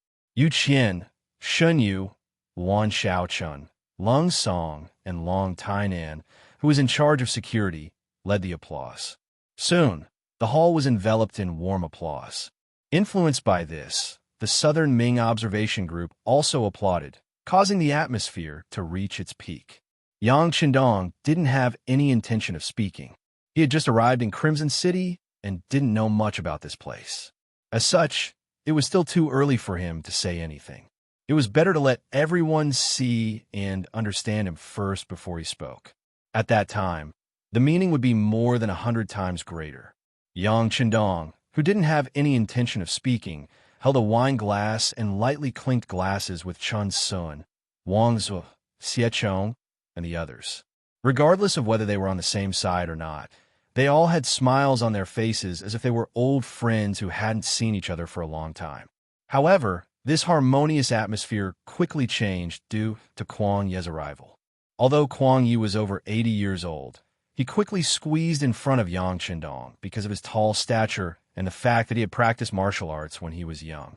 In response to Kuang Ye's arrival, Chun Sun and the others naturally made way for him. At the same time, they couldn't help but take a step back. They had seen Kuang Ye's performance along the way, so they naturally didn't think that Kuang Yi was here to bond. The truth was no different from what everyone had guessed. As soon as Kuang Yi squeezed in, he put on a fake smile and said in a somewhat sarcastic tone, "Wunan Wang is so mighty. So it's Du Kuang, long time no see." Seeing Kuang Yi squeeze his way in, Yang Qindong, as the host, put on an appropriate smile. Kuang Yi acted as if he didn't see Yang Qindong's goodwill. Instead, he said sourly, "Bugnam of Gojoseon, to think that you've always been the best to the Han people. To think that you once told this old man that money should be spent wisely. But look at this banquet hall. The food prepared here must be expensive. With this money, wouldn't it be better to leave this food for the people? Why waste it here?" Once the word waste came out, Chun Sun, Wang Zhua, and Xie Chang's expressions immediately turned ugly. What was waste? Was it a waste to let everyone eat? Was it not a waste to let the people eat? This was clearly Kuang Yi looking for trouble. At this moment, everyone's impression of him had a trace of disgust. On the other hand, Yang Qindong's expression didn't change. He understood Kuang Yi. The information sent by the intelligence department also showed that this old man wasn't very particular about his food. He didn't have extravagant expectations of delicacies, as long as he was full. Therefore, it wasn't surprising that he would say something like this. However, this was his own welcome banquet after all. As the host, Yang Qindong naturally wouldn't look too good if he said something like this at such an occasion. Yang Qindong had always been the type of person who would return the favor 10 times over. How could he be polite? He gently swirled his wine cup and then raised his head, asking word by word, "Waste? Haha, Sir Kuang, you're really ignorant." The change from Duke Kuang to Sir Kuang already proved Yang Qindong's attitude. At this moment, Kuang Yi clearly didn't notice this. He only heard Yang Qindong say that he was ignorant. He immediately became furious, and his voice rose 2 pitches as he asked, "Bugnam of Go Joseon, what you have to say?" His raised voice immediately attracted the attention of everyone in the banquet hall. Originally, because of Yang Qindong's appearance, many people intentionally or unintentionally gathered here. Now that Kuang Yi had shouted, everyone's attention and curiosity were all drawn here. Kuang Yi was angry, and his face was full of anger. However, Yang Qindong didn't care about this. Instead, he chuckled and said in a voice that wasn't loud, but could be heard clearly by the people around him, "Sir Kuang, haven't you heard of the ancient saying that reason doesn't depend on one's voice? Also, this prince doesn't agree with your words of waste. A person living in this world can eat better and wear better clothes through their own efforts. What's wrong with that? Do we have to eat chaff and swallow vegetables? If that's the case, then what's the meaning of life?" After being reprimanded by Yang Qindong, Kuang Ye's face became even uglier. However, he didn't lose his composure because he had already thought of the consequences of his words. Therefore, facing Yang Qindong, he didn't back down and said, "There's nothing wrong with a person's pursuit. However, the ancient people also said that if one achieves success, they will help the world. You, Bugnam of Go Joseon, boasted that you will lead the Han people to a better life. Have you done it? You're eating and drinking here, but have you thought about whether the people outside have food to eat? Even if it's just eating chaff and swallowing vegetables, can you do it?" "Of course I can do it." Almost without hesitation, Yang Qindong said this sentence. Then, he turned around and looked at the people attending the banquet and said, "Since this prince has said that he will give the people a better life, then he will naturally do it." This point, everyone can find the answer during the inspection of Qichin City. If there really are people starving to death on the streets, or, as Kuang Yi said, most of the people are eating chaff and swallowing vegetables, then you can curse this prince. This prince will accept it. On the other hand, if the people really live a better life under this prince's lead and don't have to worry about food and clothing, then this prince would like to ask you, Kuang Yi, what will you do? Kuang Yi was truly stunned at this moment. He originally thought that after he criticized Yang Qindong would find all kinds of reasons to explain himself. Then, he would pretend to be magnanimous and let him off. This way, he would be able to show his magnanimity and suppress Yang Qindong's arrogance. This would be very beneficial for the future interactions between Nan Ming and Yang Xie. But he never expected that Yang Hodong had no intention of backing down at all. Instead, he accepted his challenge. At this moment, he was first shocked, then he was overjoyed. What a good Yang Qindong. Sure enough, he boasted shamelessly. He actually dared to boast like this. If that was the case, then he was asking for a beating. If that was the case, then he would not be polite anymore. Okay, if everything is as Bugnam of Go Joseon said, then this old man will apologize on the spot and turn around to leave. Kuang Yi said heroically, "Very good. I hope that some people will keep their words." His gaze landed on Kuang Yi. Yang Qindong's expression was very calm, as if he had already won the bet. This was only a small interlude in the banquet because Yang Qindong soon left. This was the first time everyone had met. He would not be of any use if he stayed. On the contrary, he would give everyone a sense of pressure and make everyone unhappy. With Yang Qindong's departure, the banquet hall became lively again. Wang Zhuo also found an opportunity to come to Yu Qian's side. The two of them were old officials of the Great Ming Dynasty and had interacted before. Because they admired each other's character, their relationship was not bad. Now that there was an opportunity, of course they had to have a good chat. Wang Zhuo first observed Yu Qian and found that he did not feel unhappy because of Kuang Ye's interference. Instead, he had a smile on his face and seemed to be in a good mood. He asked curiously, "Yu Qian, I'm sure you saw what happened just now. Are you not worried about your king at all?" "Worried? Why should I be worried?" Yu Qian asked in confusion. Wang Zhuo was also surprised. He thought to himself, "Can we still have a good chat?" However, he still said, "Yu Qian, are you not afraid that Grand Tutor Kuang will really wander around Crimson City?" "Why should I be afraid?" Yu Qian asked again. Then he chuckled and said, "Wang Zhuo, since the king dares to say this, there is naturally no problem." "That's right. If Wang Zhuo does not believe me, you can also look around the city. If you really find people who cannot afford to eat or wear clothes, tell me anytime. I am also willing to apologize like the king." After saying this, Xinyu came to find Yu Qian and said that there were a few officials there who wanted to ask him some questions. Soon, only Wang Zhuo was left. At this moment, Wang Zhuo was rooted to the spot as if he had been struck by lightning. He was still thinking about what had happened just now. He understood Yu Qian. He was definitely a man of action and was also a bit idealistic. There was no problem with this kind of person doing things, but because he was too righteous, it was easy for him to offend people.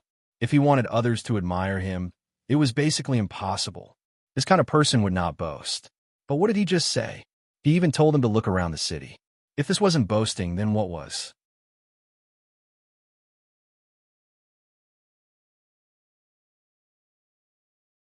Chapter 1634. Even when the Great Ming Dynasty was at its wealthiest, there were still beggars in the capital.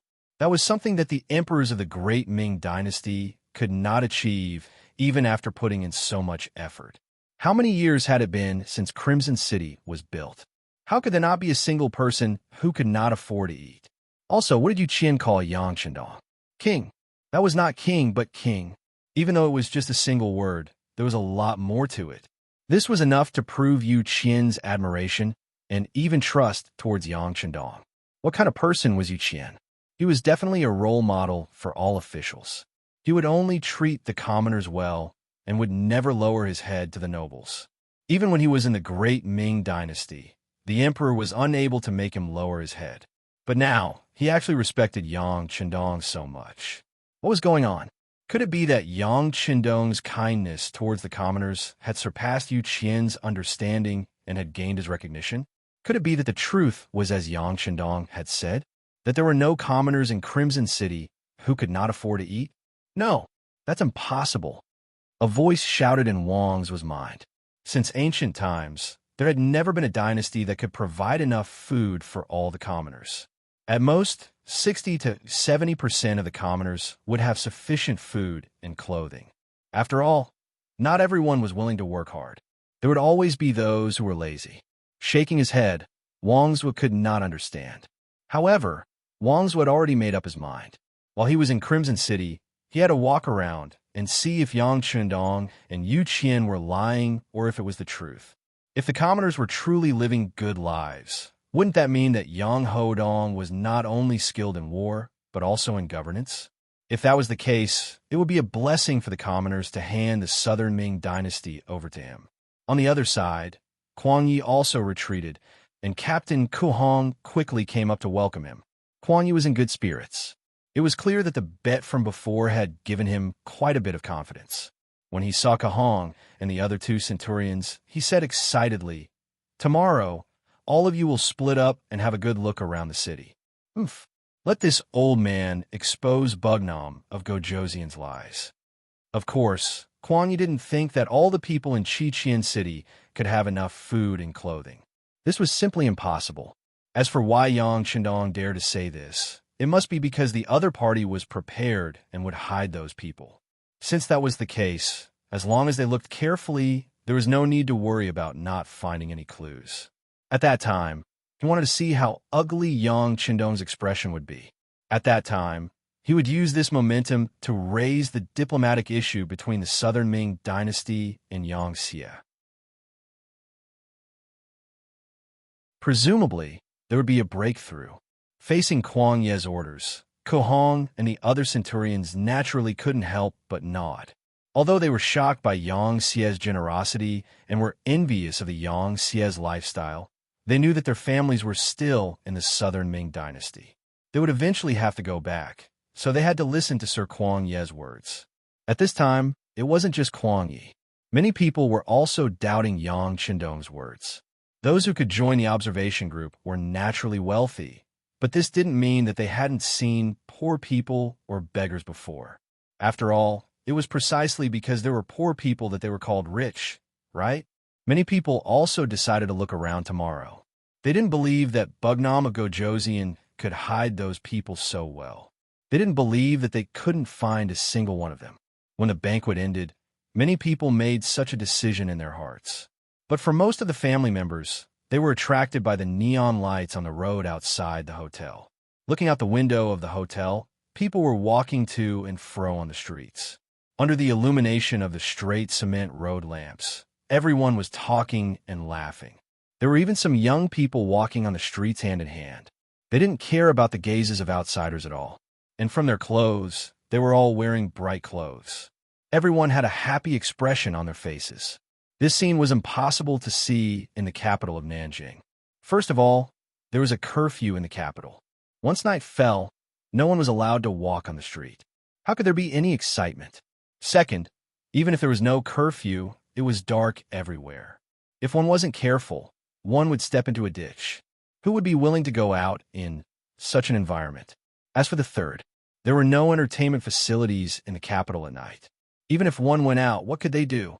In comparison, the scenery outside the Yangxia Hotel was very different. Wang Shang stood in front of the floor-to-ceiling window in the room and looked outside. Her heart was itching. At this moment, there was a slight knock on the door. With a trace of doubt, Wang Shang opened the door and saw her brother, Wang Zhiqing. At this time, Wang Zhiqing was already dressed. He didn't look like he was going to sleep at all. After seeing his sister, the first thing he said was, "I'm going to call a few friends to go out for a walk. Do you want to come?" Of course, Wang Zhiqing wasn't being kind. He called his sister because he was afraid that his grandfather would punish him. If his sister followed him, he would have an extra shield. Wang Shang originally had this idea. Now that her brother said it, she couldn't suppress the restlessness in her heart.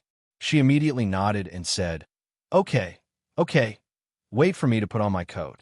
Wang Shang and Wang Zhiqing quickly went out of the room. They called a few young friends, and the group of people went downstairs. Here, they saw the police in charge of security. While they were still thinking about whether going out would be prohibited, a police officer took the initiative to come up and ask them what they wanted. With a trace of nervousness and apprehension, Wang Zhiqing spoke his mind. Then he said that if it was inconvenient, they wouldn't go out. However, to their surprise, the police only smiled and began to ask for their names. Then, some temporary identification documents were handed to them. "You can go out, but you must have identification documents. Otherwise, it will be troublesome if you encounter a patrol officer." "Okay, now that you have these identification documents, there won't be any problems." After saying that, the police officer took the initiative to step aside and completely let them through the door behind him. After taking the identification documents, Wang Zhiqing, Wang Shang, and the others walked out of the Yang family hotel excitedly. However, what they didn't know was that behind them, a small team of 10 police officers in casual clothes was following them not far away. No matter what, they were still an observation team from the Southern Ming Dynasty. If their personal safety was threatened in the Southern Ming Dynasty, it would be equivalent to slapping Yang Xie and Bugnam of Gojoseon in the face. It would be equivalent to the police force not doing their job well. After leaving the Yang family hotel, Wang Zhiqing walked in the direction of the crowd. After walking for more than 2 miles, he saw a square that covered an area of dozens of acres. There were many young and middle-aged people dancing here. The dance music was played by several loudspeakers around the square. It was very rhythmic, allowing people to quickly integrate into the rhythm. Outside the square, there were small stalls everywhere. Some of them sold food, and some sold all kinds of trinkets. Basically, there were some people surrounding each stall. From afar, it gave people a very lively feeling. This place is really bustling. Wang Jiqing stood on the spot when he saw this scene. This scene could not be seen in the capital of the southern Ming dynasty. Perhaps it could only be seen on the 15th day of the first lunar month when there were lanterns. However, that was only because there were many people. In terms of entertainment and food, it could not be compared to here. Isn't that so? This place is really good. I don't want to leave anymore, Wang Shang said with emotion. However, when Wang Shang heard this sentence, his expression changed involuntarily. At this moment, he could not help but have some thoughts in his mind. It was only when his companion strode forward and began to beckon him to hurry up that Wang Jiqing replied, "Coming." Then, he followed and blended into the crowd. There were delicious food, fun things, and even acrobatics. There were many things that Wang Jiqing and the others had heard of but never seen before. After asking about the price, they found out that it was not very expensive. At least for officials like them, they could definitely afford it. Therefore, it did not take long for them to be filled with all kinds of spoils of war. After buying a lot of things and chatting with some merchants, they found out that there was more than one square like this in Sushin City. This was the central city district, and it was also the largest square. There were many similar squares in the other 4 districts. There were even such squares in some residential areas.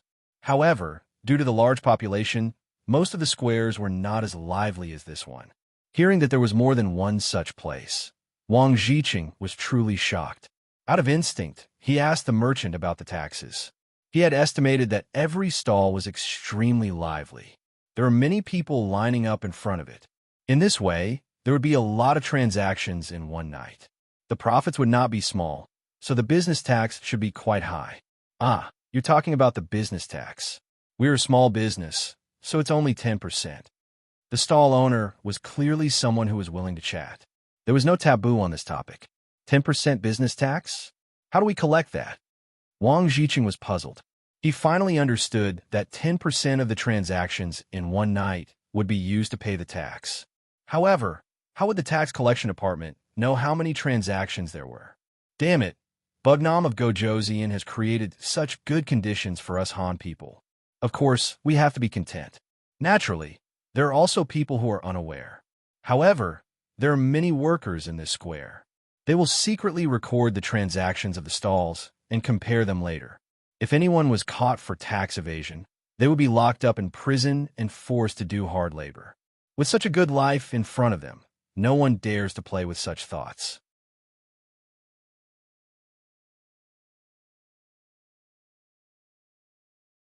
Chapter 1635.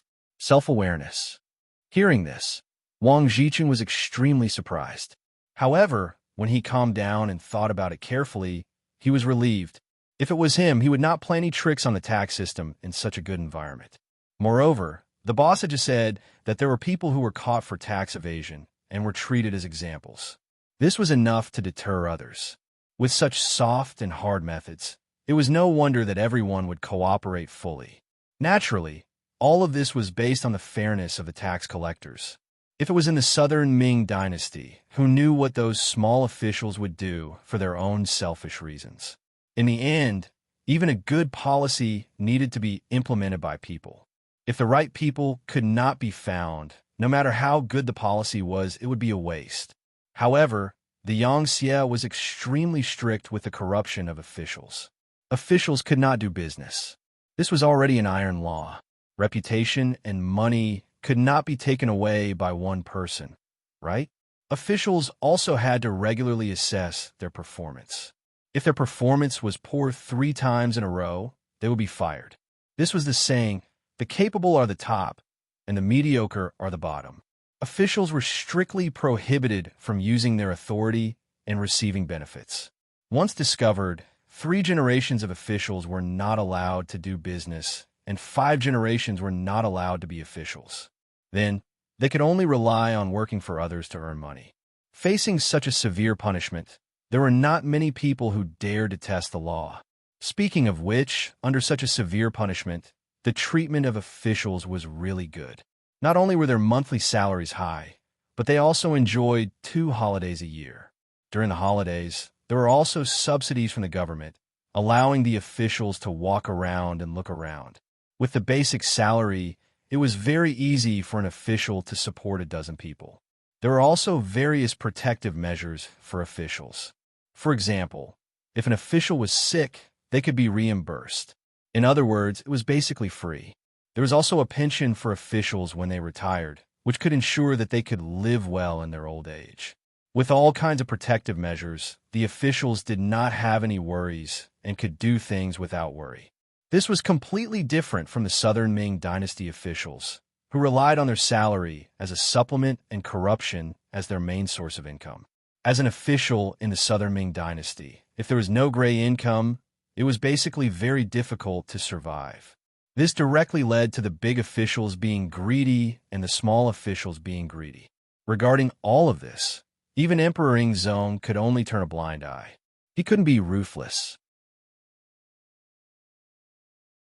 Otherwise, those officials who relied on their salary might not even be able to live as well as some of the tyrants.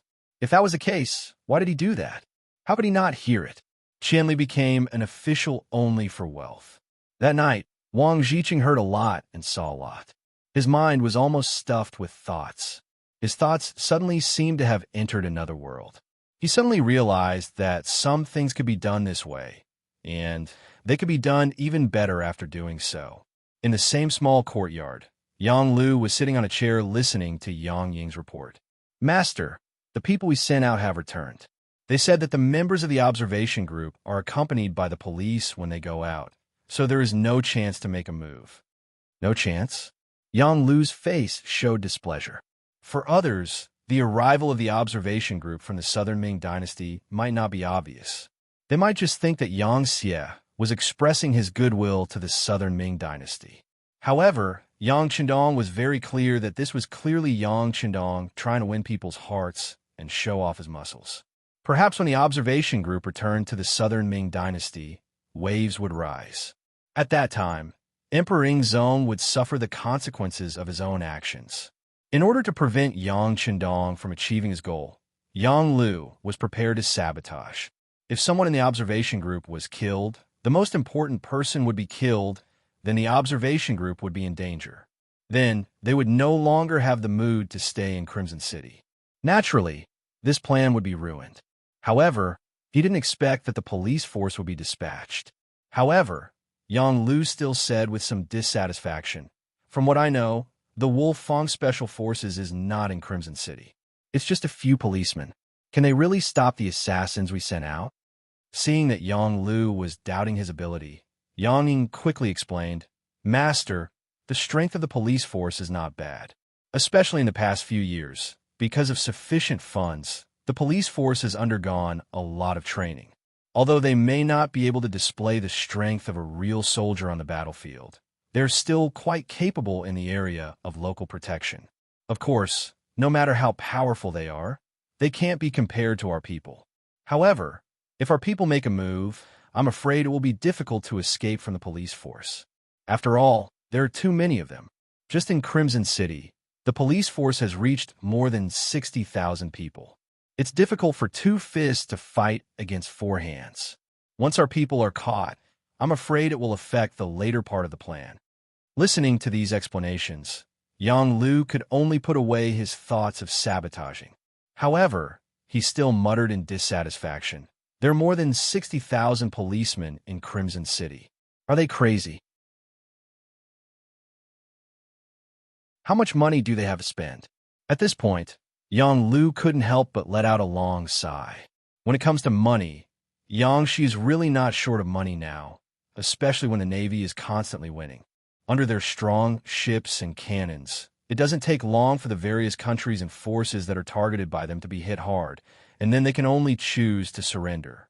After that, a large amount of gold and silver was sent back to Crimson City via the transport ship. With money, it would naturally be easier to do things. Of course, it wouldn't be difficult to recruit people. Moreover, he had already heard that not all of the 60,000 policemen would be stationed in Crimson City. In the end, more than half of them would be arranged to be stationed in other Yangtze territories. They were only doing their internships now. This was just a matter of spending more money.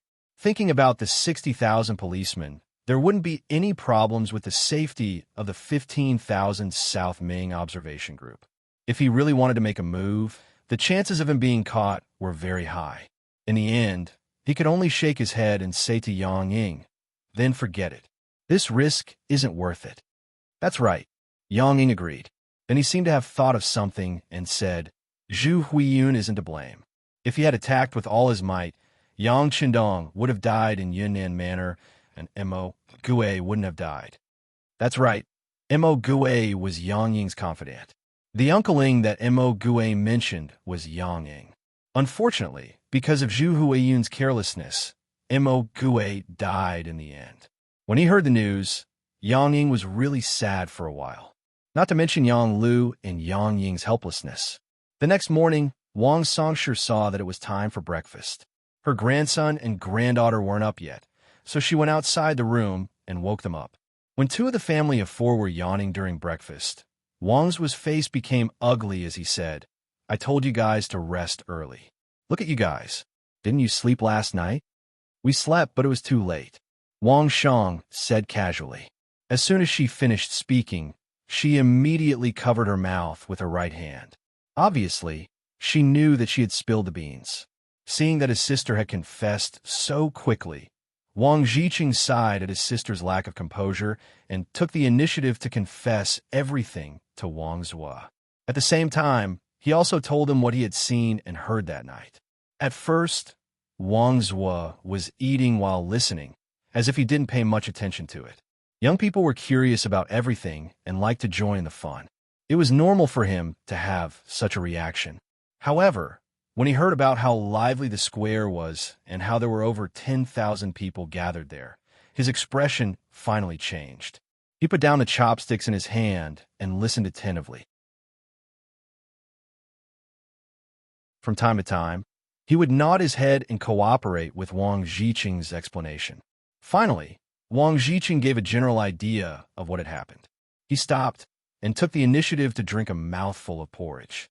Then he looked at his grandfather, who was silent. He knew that his grandfather was thinking about something, so he didn't disturb him and just ate by himself. He had to walk around more today. If he didn't eat his fill, he wouldn't be able to stay strong. When Wang Zhiqing was almost done with his meal, Wang Zhua, who was sitting opposite him, finally opened his mouth. "Cheng, have you calculated how much money you can get from the square you saw yesterday?" Wang Zhiqing hurriedly put down his chopsticks and said without hesitation, "Grandfather, grandson has calculated. Even if it wasn't 30,000 taels, it should be at least 25,000 taels." "That much? Then doesn't that mean that the tax collected from Yangxie in one night is close to 3,000 taels? That's close to 100,000 taels a month? Over 1,000,000 taels a month? And this is just a square?" Obviously, this answer really shocked Wang Zhua. "Yes," Wang Zhiqing said with a firm expression. He was also shocked when he came to this conclusion.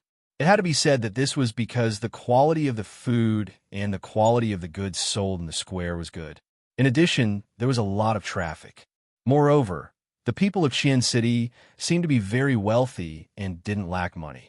Just a square alone could collect 1,000,000 taels a year in taxes. This was equivalent to 2 months of taxes for the entire Southern Ming dynasty. One had to know that the current Southern Ming dynasty didn't have 3 provinces. In a year, the taxes collected were only 7 to 8 million taels. This was also because the Southern Ming dynasty was very rich. If it was Baiming, it wouldn't be that much. In comparison, the difference in money was too great. These two were not opponents of the same level. If they were to fight on the same stage, what would the result be? Presumably, even an idiot would be able to tell. At this moment, Wang Zhuo was even more silent. He seemed to have already seen the scene of the Southern Ming dynasty being swallowed up by Yangxie. The only thing to consider was how long the Southern Ming dynasty could last.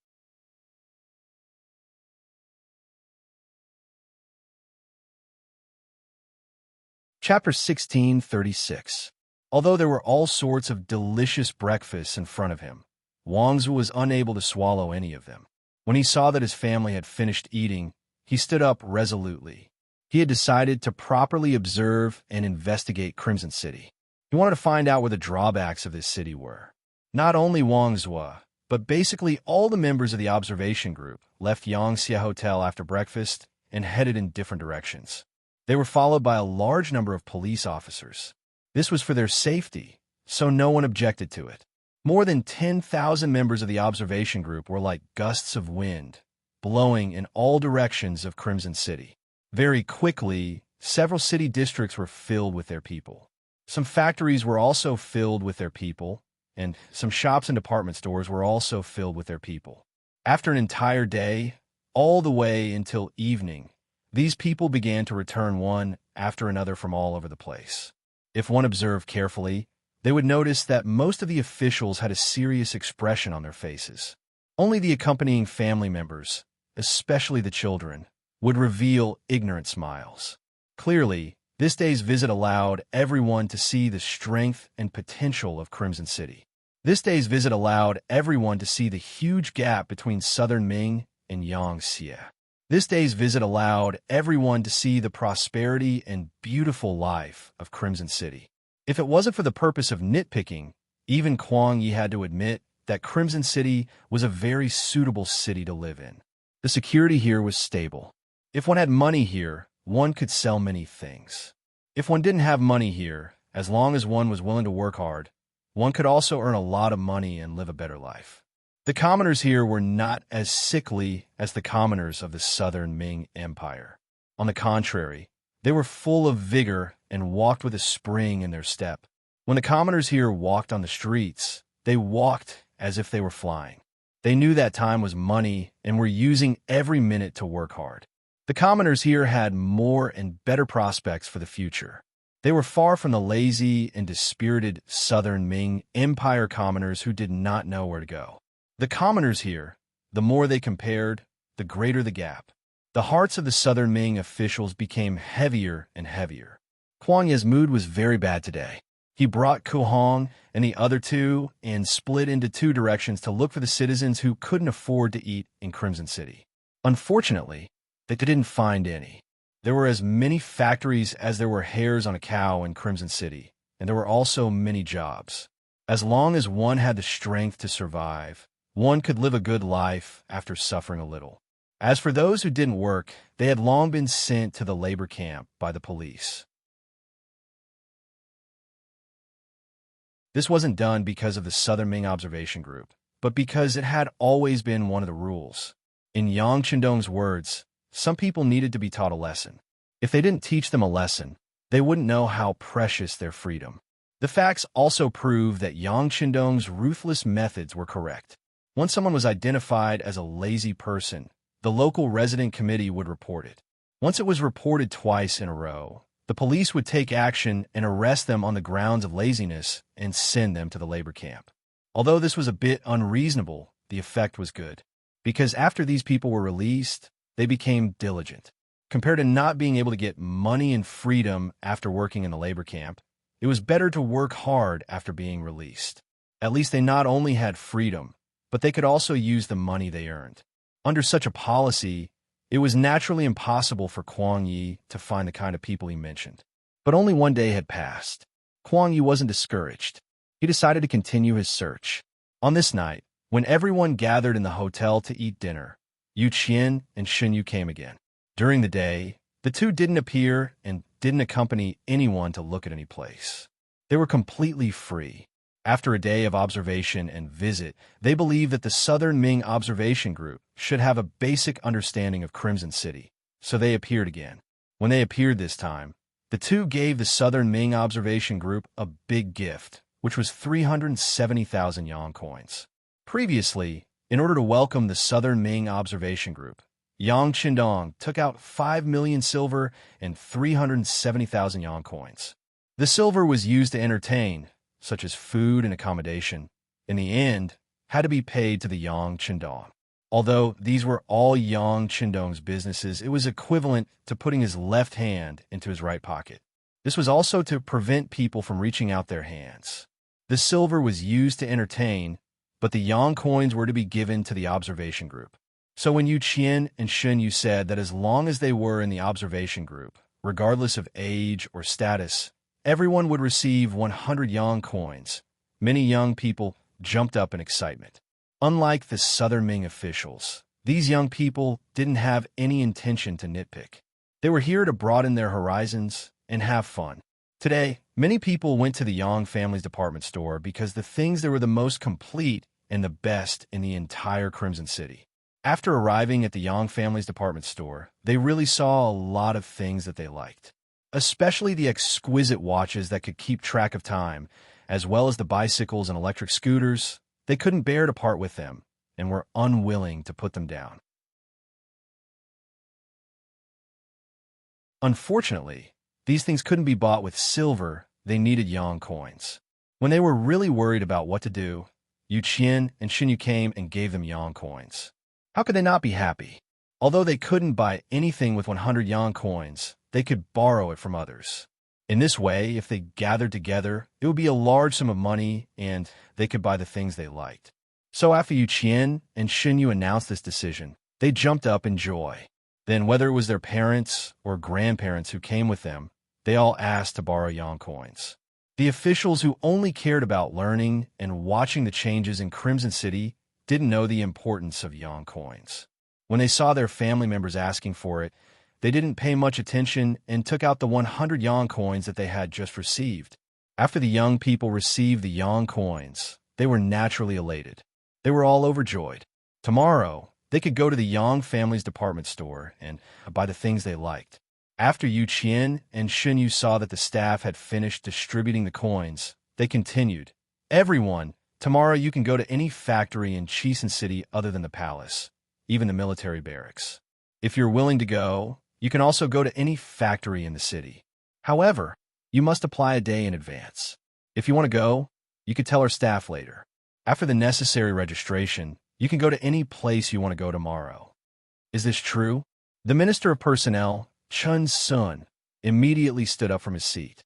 He wanted to go to the City Lord's Manor to take a look today and see how they dealt with the ordinary affairs and the selection and promotion of officials.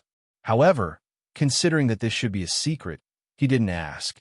He didn't expect Yang Qindong to take the initiative to think about it for them. Of course it's true. As I said, other than the palace, you can go to any place you want to visit and inspect. Yu Qian nodded heavily. He was also amazed by Yang Qindong's breadth of mind. Thinking about the ancient people, if they had any skills, which one of them didn't hide it, afraid that others would learn it and steal their rice bowls? How could there be someone like Yang Qindong, who would open up everything for you to see and let you learn? As for the palace not being open, it wasn't that there was anything special in the palace. It was just that Yang Qindong didn't want his place to be seen by others. That would be very awkward. Compared to the great Ming dynasty's palace, there wasn't much difference, so it was better not to see it. Chen Sun was very satisfied with this answer. He immediately called the staff over and added the words City Lord's Manor. On the other side, Kuang Yi also quickly found the staff and added the words barracks. The other officials also applied according to their own preferences and interests. After knowing that the application form would be quickly approved and sent to their rooms, and that they could enter as they wished the next morning, all of the Southern Ming officials had a satisfied look on their faces. They didn't know that the reason why Yang Qindong dared to show them those things was that he had already regarded them as Yang Xie's future officials and people.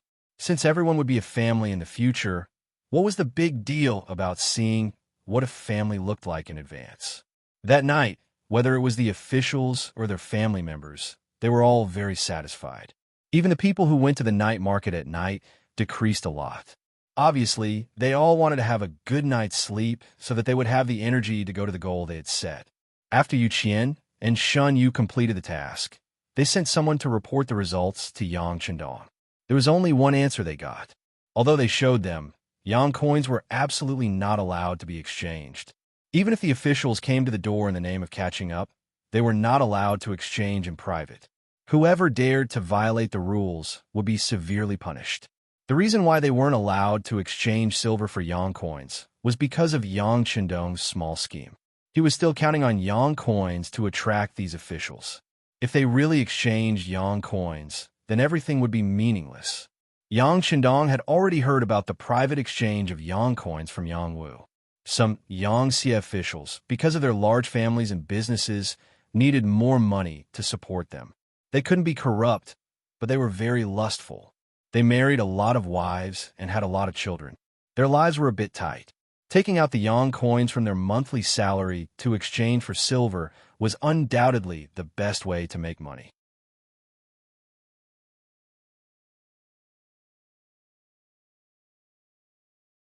Chapter 1637. In the market, the exchange ratio between Yang dollars and silver had already reached a point that people could only look up to. Moreover, there was still a demand but no supply. Therefore, as long as one was willing to exchange Yang dollars, one would get a lot of silver and not have to worry about living. Usually, Yang Qindong would pretend that he didn't see it. After all, who didn't encounter an emergency? However, now that the Southern Ming Observation Group had arrived, the exchange business had to be stopped. At least, this level was not allowed to exist.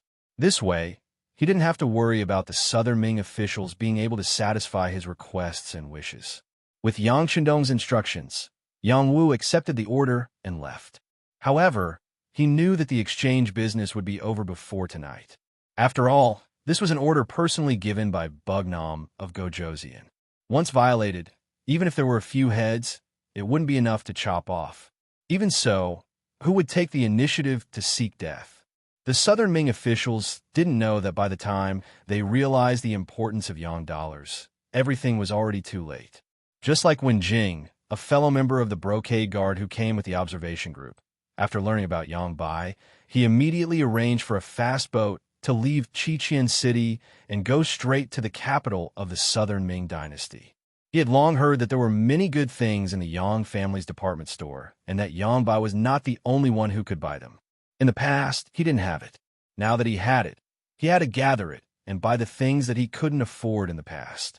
Unfortunately, by the time he got Zhu Qijian's imperial edict, everything would be too late. The next morning, whether it was the officials or their family members, after a hurried breakfast, they left the Yang family Grand Hotel and went straight to the place they had set their sights on. Chun Sun went to the city lord's residence. When Chun Sun and a group of Southern Ming officials successfully entered the city lord's residence with the application form, they saw the orderly scene of Yang Xie's staff running back and forth in the building.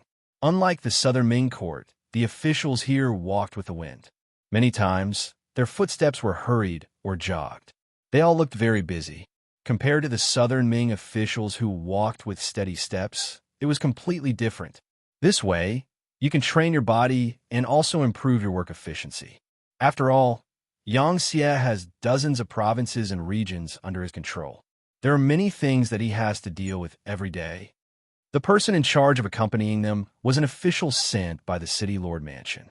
After seeing everyone's puzzled expression, he explained, "I see." Chun Sun and the others nodded. They actually wanted to be busy, but they only had the Southern Ming Kingdom. Moreover, after losing Yunnan, Guizhou, and Guangxi, the area under their control was even smaller. They were no longer as busy as before. Even if they wanted to be busy, they couldn't, because it was said before that everyone could look at the city lord's mansion, but they could not disturb the normal work here. So Chun Sun and the others had to walk together and not be separated. Otherwise, the city lord's mansion would send a large number of officials to explain and accompany them, which in itself was not a small amount of pressure. Fortunately, this request was acceptable to everyone. In fact, they were already very satisfied to be able to come in and take a look. Who would ask for more? What's that? Chun Sun, who was walking in the crowd, noticed that a black thing suddenly rang. Then he saw someone walk forward to pick it up and say something. But there was clearly nothing in front of that person. There was only a wall. Who was he talking to? Not only Chun Sun, but some of the Southern Ming Kingdom's officials also noticed it, but they didn't dare to ask casually because of their low status. Now that the minister took the lead, the others naturally became interested. Oh, that's a telephone. Every telephone has its own number and corresponds to a department. If you need to find someone, you don't have to go far to the city lord's mansion. You just need to call this number and say who you are looking for. The accompanying official said proudly. then looked at the Southern Ming Kingdom's officials with a trace of disdain. He was clearly saying that they were a group of bumpkins. In fact, more than a month ago, when the telephone was first set up, his reaction was not much better than these Southern Ming Kingdom's officials after learning about its function. He was also dumbfounded. So powerful? Can this old man give it a try? Chun Sun's face was full of surprise, but there was a trace of disbelief in his words. Of course you can, as long as no one is using the telephone. The accompanying official smiled at Chun Sun. He probably also knew that this person was the Minister of Personnel of the Southern Ming Kingdom, and was also a high-ranking official. Perhaps after the Yangtze annexed the Southern Ming Kingdom, everyone would be colleagues. The other party might even be a superior, so his attitude was quite good. At this time, the person who answered the phone put down the phone and walked out of the office. It was obvious that he had something to do or convey. Looking at the empty black phone, Chun Sun was eager to give it a try. Chun Sun, no one is using it right now. You can give it a try, the accompanying official said with an encouraging tone. Then I'll give it a try. Chun Sun straightened his body and walked straight to the telephone, as if he had made a decision. Behind him and beside him were a group of Southern Ming Kingdom's officials. Obviously, everyone was very interested. Under everyone's expectant gaze, Chun Sun came in front of the black telephone and reached out with his trembling hand to pick up the phone. However, he quickly put it down again. When everyone was confused, Chun Sun asked a question that made everyone burst out laughing. How do I use this thing? Cough. The accompanying official forcefully suppressed his laughter and quickly explained. Chun Sun, shake it first, then pick up the phone and just say who you are looking for. Of course, the prerequisite is that you know which department the other party is from. Oh, okay. Then I'll look for Yugong. He's the city lord of the City Lord Mansion, right? When he thought of Yu Qian's self-introduction, Chun Sun had a target. He reached out to the telephone again and picked it up first. Then, he shook the black telephone. When he felt the voice coming from the other side, he opened his mouth and said, I'm looking for City Lord Yu Qian. Okay, please wait a moment. The person who answered the phone hesitated for a moment. After all, Yu Qian was very busy with work, and not just anyone could find him. However, when he saw that the call was from the City Lord Mansion, he didn't think much of it. Immediately, a pleasant and polite female voice sounded. Okay, please wait a moment. Then, there was a beeping sound from the phone. After about 2 breaths, there was another beeping sound. Just when Chun Sun was about to question whether the phone could be used, Yu Qian's authoritative voice came from the other side. Hello, I'm Yu Qian. Who are you? Chun Sun was very familiar with Yu Qian's voice. Therefore, when he heard the voice, he was sure that he had found the right person. However, he was also shocked and didn't know what to say for a moment. Obviously, when the call went through, he was shocked. Hello, who are you? I'm Yu Qian. Why are you looking for me? Yu Qian's energetic voice came from the other side of the phone again. Because the phone had been moved away from Chun Sun's ear, the voice that came from the other side of the phone could be heard clearly even by the people outside. After recognizing that it was indeed Yu Qian's voice, everyone had a look of amazement on their faces. With Yu Qian's continuous questioning, Chun Sun finally woke up. He quickly put the phone in his ear and said, Sir Yu, I'm Chun Sun. Oh, Sir Chun. After a slight hesitation, Yu Qian's laughter came out. Obviously, he had already guessed the purpose of the other party's call. Obviously, he didn't believe in the function of this phone and wanted to try it himself. After laughing, Yu Qian didn't say too much. He only said that he would go to the hotel to chat with Chun Sun after work today. Then he put down the phone. The beeping sound was already heard from the phone. Chun Sun reluctantly put it down, then shook his head and said with a sigh, This thing is really good. It can save a lot of time to find people, and it can also improve the efficiency of work.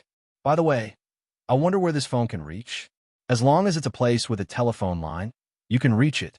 For example, this phone can reach any place in Raymond City with a telephone. The escort explained patiently, and all of the Southern Ming officials were even more amazed. Think about it. If this was really the case, then the entire Southern Ming dynasty could be connected by phone. Wouldn't that mean that the emperor could find whoever he wanted? How much work efficiency would be improved? It was simply unimaginable. Forget it. Chen Sun was excited and wanted to ask if this phone could be set up in the Southern Ming dynasty, but he quickly gave up on this idea. Yang Qindong was no longer the Yang Qindong from before. In terms of strength, he was far more powerful than the Southern Ming dynasty. Why would he listen to him and set up a telephone line for the Southern Ming dynasty? This was clearly impossible to achieve. Raymond City Military Camp. Quan Yi brought some Southern Ming officials who were curious about the strength of the five-star army and appeared outside the door. After showing the application form, everyone was escorted into the military camp by a lieutenant colonel. Just like the city lord's mansion, the arrival of the observation group didn't affect the work of the soldiers here. They were training and doing what they were supposed to do. Quan Yi had his own ideas. He wanted to see what the five-star officers were doing every day and how the soldiers at the bottom were trained. To meet these requirements, this military camp could satisfy all of his requirements. Quan Yi had his own ideas. He wanted to see what the five-star officers were doing every day. At the same time, he wanted to see how the soldiers at the bottom were trained. This military camp could satisfy all of his requirements.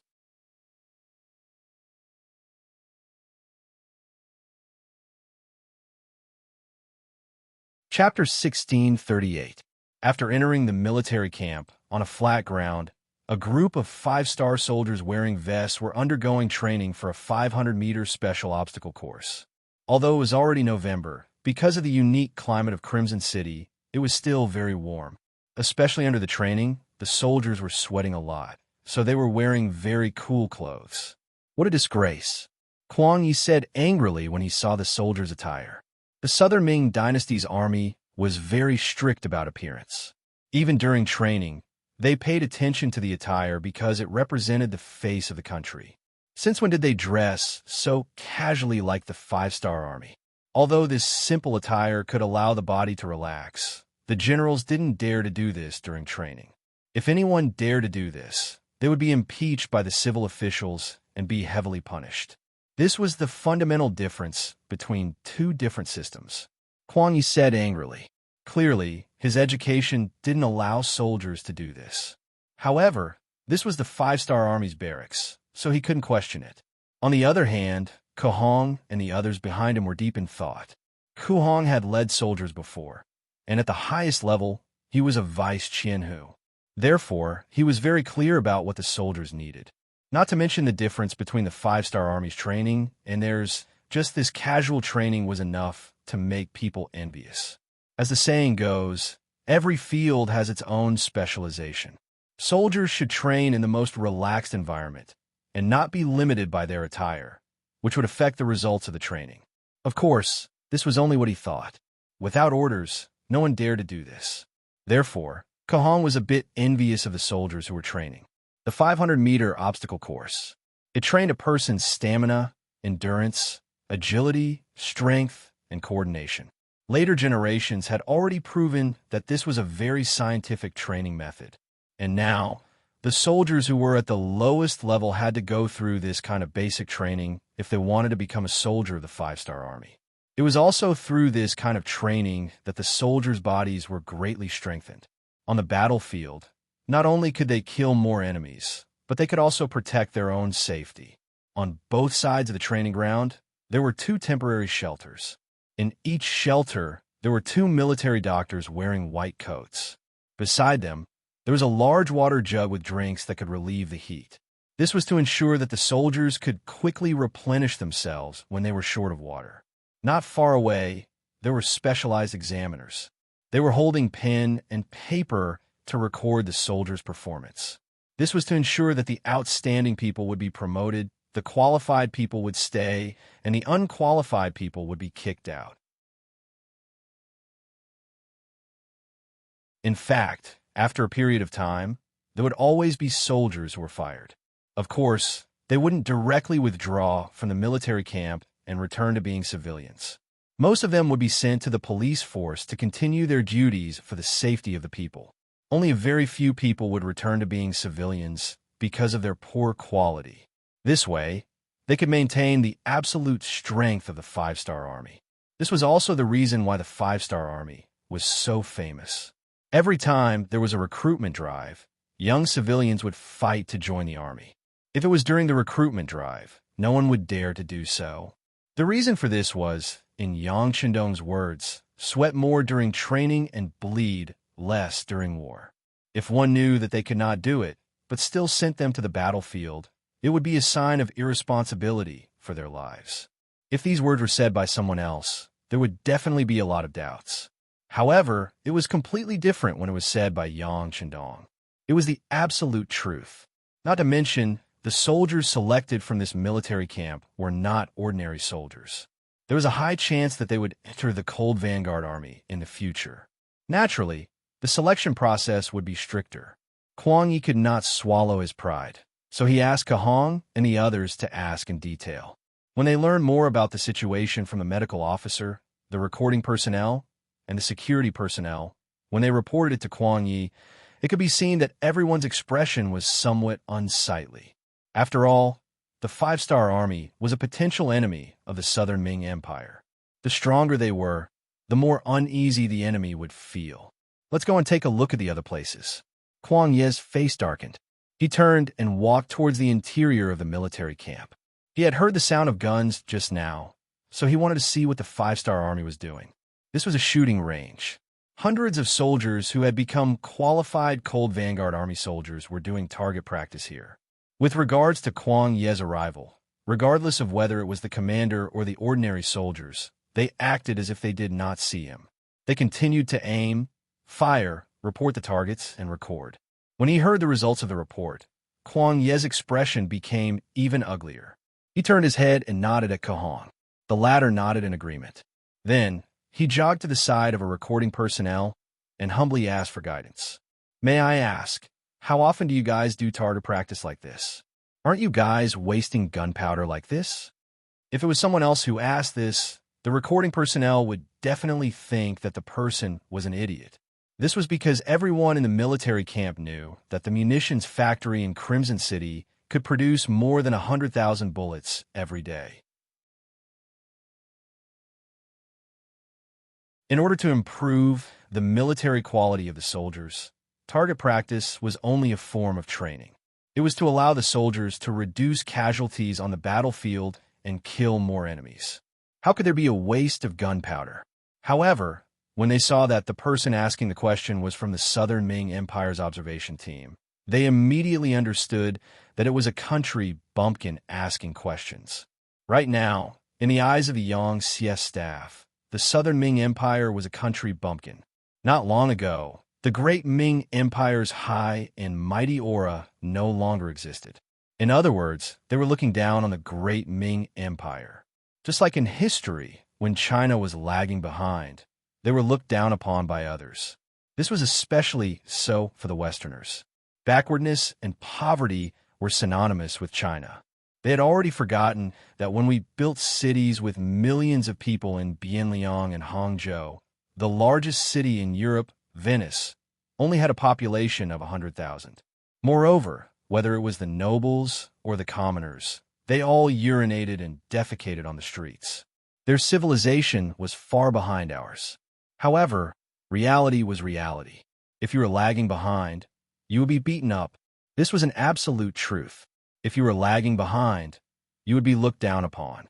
Fortunately, due to the previous discipline, the Southern Ming Empire's officials could still maintain a humble attitude on the surface. Therefore, the recording personnel replied with a good attitude, "It won't be a waste. If you don't train your marksmanship well, how can you kill enemies on the battlefield?" Kohong, who had clearly seen himself as a part of the enemy, had an unsightly expression on his face. In the end, he could only awkwardly smile and retreat. Then, he sent the same words back to Kuang Yi. At this moment, his expression became even darker. After leaving the shooting range, they went to the army headquarters a few kilometers away. There, they saw a scene that they would never forget. In a meeting room that was thousands of square meters, a huge sand table stood there. On it was a three-dimensional map of the Southern Ming Empire. On the sand table, the rivers, lakes, mountains, roads, cities, and cities of the Southern Ming Empire were displayed one by one. It was as if a three-dimensional map of the Southern Ming Empire was presented in front of everyone. After seeing the sand table, Kuang Yi finally couldn't hold it in anymore. He impulsively strode forward, as if he wanted to flip the sand table over. Two young staff officers had been paying attention to Kuang Yi for a long time. They immediately went forward to stop him and forcefully pushed him to the side. This also caused Ko Hong and the others to become restless. They shouted and went straight to Kuang Yi. However, the commotion had already attracted the attention of the soldiers who were in charge of guarding outside the door. A squad of soldiers rushed out and pointed their guns at Ko Hong and the others. They had no choice but to stop moving forward. The pitch-black muzzles were aimed at the hundreds of people in the Southern Ming Empire's observation group. It was clear that if anyone dared to make a move, they would shoot to death. Ko Hong and the others stood rooted to the ground. Layers of cold sweat appeared on their heads. They didn't doubt that the other party would dare to shoot. After all, this was the Yangtze's army headquarters. It was equivalent to the Southern Ming Empire's Ministry of War. If anyone wanted to cause trouble here, they would have to pay extremely serious consequences. Everyone didn't dare to move. Someone had already reported what happened here. Soon, Deputy Commander-in-Chief Lung Song led a group of officers into the war room. He already knew what had happened on the way here. He also found an opportunity to call Yang Qindong to ask for instructions. After receiving an answer, he entered with full confidence. As soon as Lung Song entered the war room, Kuang Yi shouted loudly, as if he had seen his savior. I protest. I protest that you treat the Southern Ming Empire as an imaginary enemy. You must remove this sand table model and apologize to us immediately. Kuang Yi had met Lung Song at the welcome banquet. The two of them even chatted for a while. At that time, Kuang Yi's mentality was still relatively relaxed. He even seemed a little arrogant. On the other hand, Lung Song's attitude was very humble. Most of the time, it was Kuang Yi talking while he listened. This created an illusion that Lung Song was Kuang Yi's subordinate. How could he have known that Lung Song would have such an attitude? It was only because he respected Kuang Yi as a senior. In addition, he also knew that the sixth young master and Sir Kuang had a good personal relationship in the past. That was why he kept enduring. However, this didn't mean that Lung Song was really afraid, especially after he had already called Yang Qindong to ask for instructions. He was even more confident.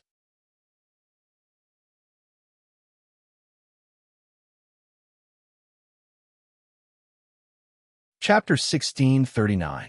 Imaginary Enemy? Kuang Gong, since you said so yourself, why did you do something so inappropriate? As the saying goes, if you don't do anything wrong, don't be afraid of ghosts calling at night. Could it be that you want to be enemies with our 5-star army, so you're afraid that we'll be enemies with you? Let me tell you, your actions have already violated your status as a member of the observer group. You're too reckless, and you'll have to pay the price for it. Men, chase Kuang Gong and all of the South Ming Ministry of War officials out. The Navy has already arranged a transport ship, and they must leave Crimson City today.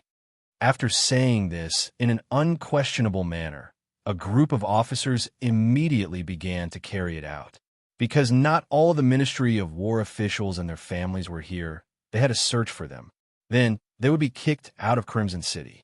Kuang Yi clearly didn't expect that he would end up with such a result after making a ruckus. At this moment, his expression changed greatly, and he shouted, "No, you cannot do this. It's too unfair. I want to see Yang Qindong. I want to see Bugnamago Josian. Our king doesn't have time to see you.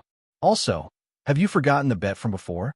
Let me tell you, there are no civilians in Crimson City who can't afford to eat, because there are countless jobs waiting for them. Therefore, you lost, and with your actions today, there's no other choice but to leave. All right, do it." Lung Song didn't have any intention to continue talking with Kuang Yi. After saying this, he turned and left, leaving behind a few officers to deal with this sudden situation. Regardless of whether he was willing or not, Kuang Yi was dragged out of the camp in the end. Ku Hong and the others also followed behind. All of them had ugly expressions. None of them had expected that they would be sent back after only 3 days. How shameful would that be? Everything was because of their minister's impulsive actions. However, they couldn't do anything. The situation was stronger than the person. If they dared to make a move against the five-star army, it was equivalent to a challenge, and they were seeking their own deaths. No one could save them. They didn't dare to get angry at Kuang Yi. He was their superior, and his words determined their future. Anger that couldn't be vented was the scariest. Until they boarded the ship, no one said a word, but everyone's face was filled with anger, and they were in a bad mood. Especially soon, the family members of the officials from the Ministry of War were also found and sent to the ships. They didn't care so much, especially some of the young people. They were happily strolling around Crimson City. Some of them were even strolling around Yang family's department store, wanting to buy something they liked. Suddenly, many soldiers from the five-star army rushed out and brought them here. They were still confused about what had happened. Now that they finally knew the truth, how could they not be furious?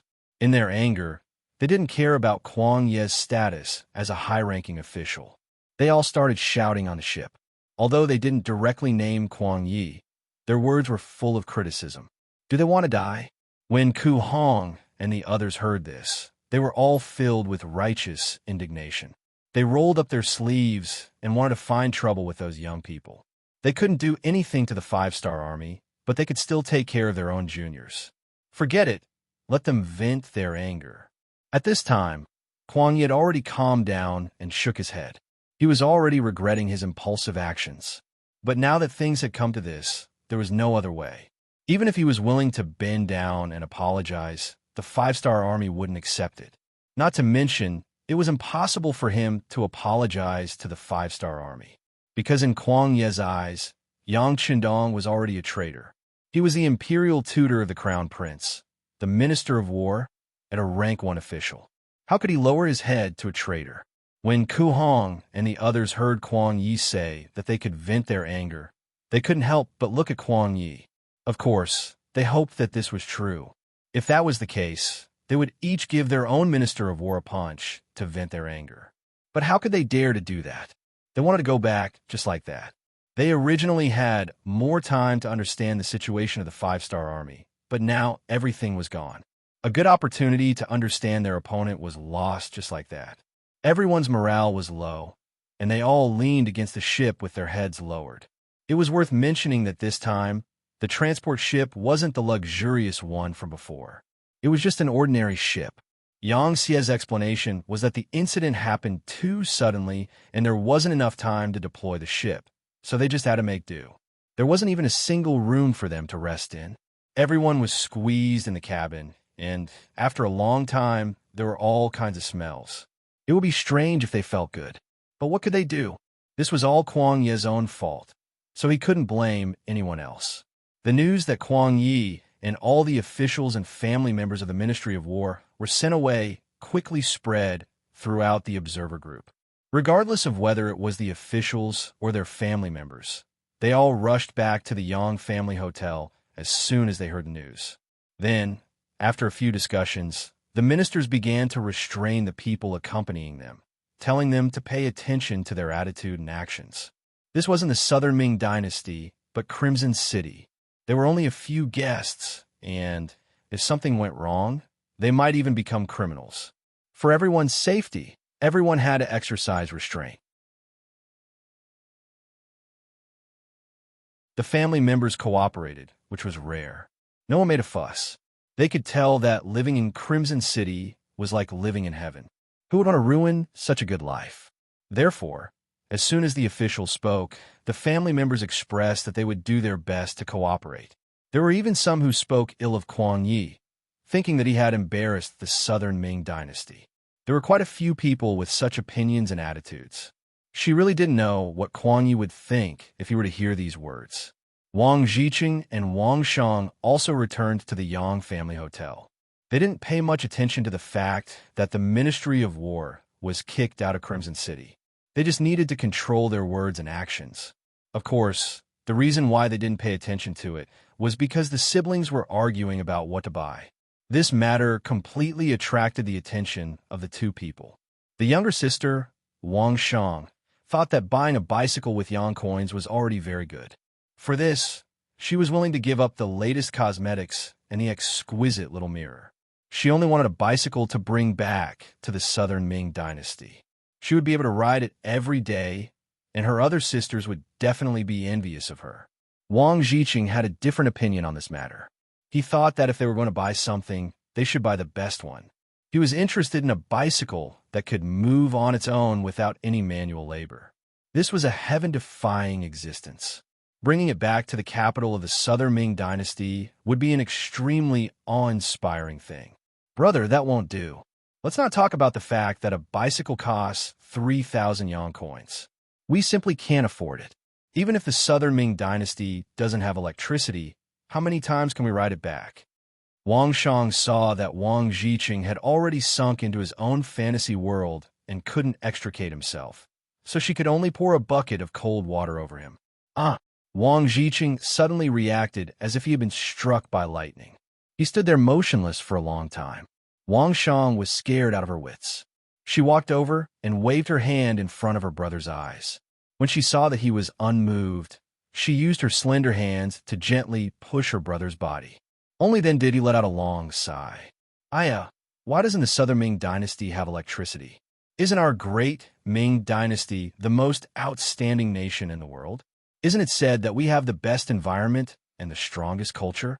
But why isn't there even electricity? What's the point of talking about being advanced and powerful? At this moment, Wang Zhiqing started to ramble.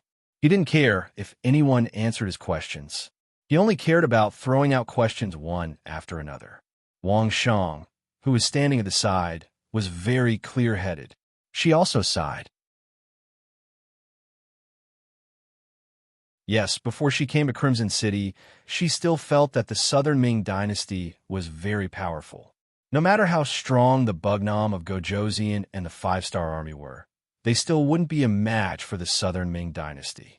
But now, her mentality had long been shaken. In Wang Shang's eyes, Crimson City was heaven on earth. Compared to it, the capital of the Southern Ming dynasty was a backwater and poor place. She couldn't help but yearn for life in Crimson City. She was already fantasizing about whether she could stay here. If that was the case, how great would that be? Wang Shang and Wang Zhiqing weren't the only ones whose mentality had changed. Many others had similar thoughts. And this was only the third day since they came to Crimson City. To be precise, it was only the second day after they truly understood Crimson City. Kuang Ye's incident reminded everyone. In the following days, the observation team members were much more well-behaved when they walked around Crimson City. After all, with such good conditions, no one was willing to leave immediately. Thus, they couldn't do anything stupid. Kuang Yi and the others didn't even understand the deployment of the Five-Star Army's forces. They also didn't know how many soldiers the Five-Star Army had before they were chased away. But who could be blamed for this? As the saying goes, the evils brought on by oneself are the hardest to bear. With this as an example, the Southern Ming observation team became even more well-behaved. They didn't do anything that crossed the line. But even so, the scenes they saw made them widen their eyes in disbelief. The scenes made them feel as if they were in a dream. The spacious cement roads in the city, the neat streets, the lush green trees, the rosy-cheeked people, and the high-spirited new army were all things that he didn't even dare to dream about.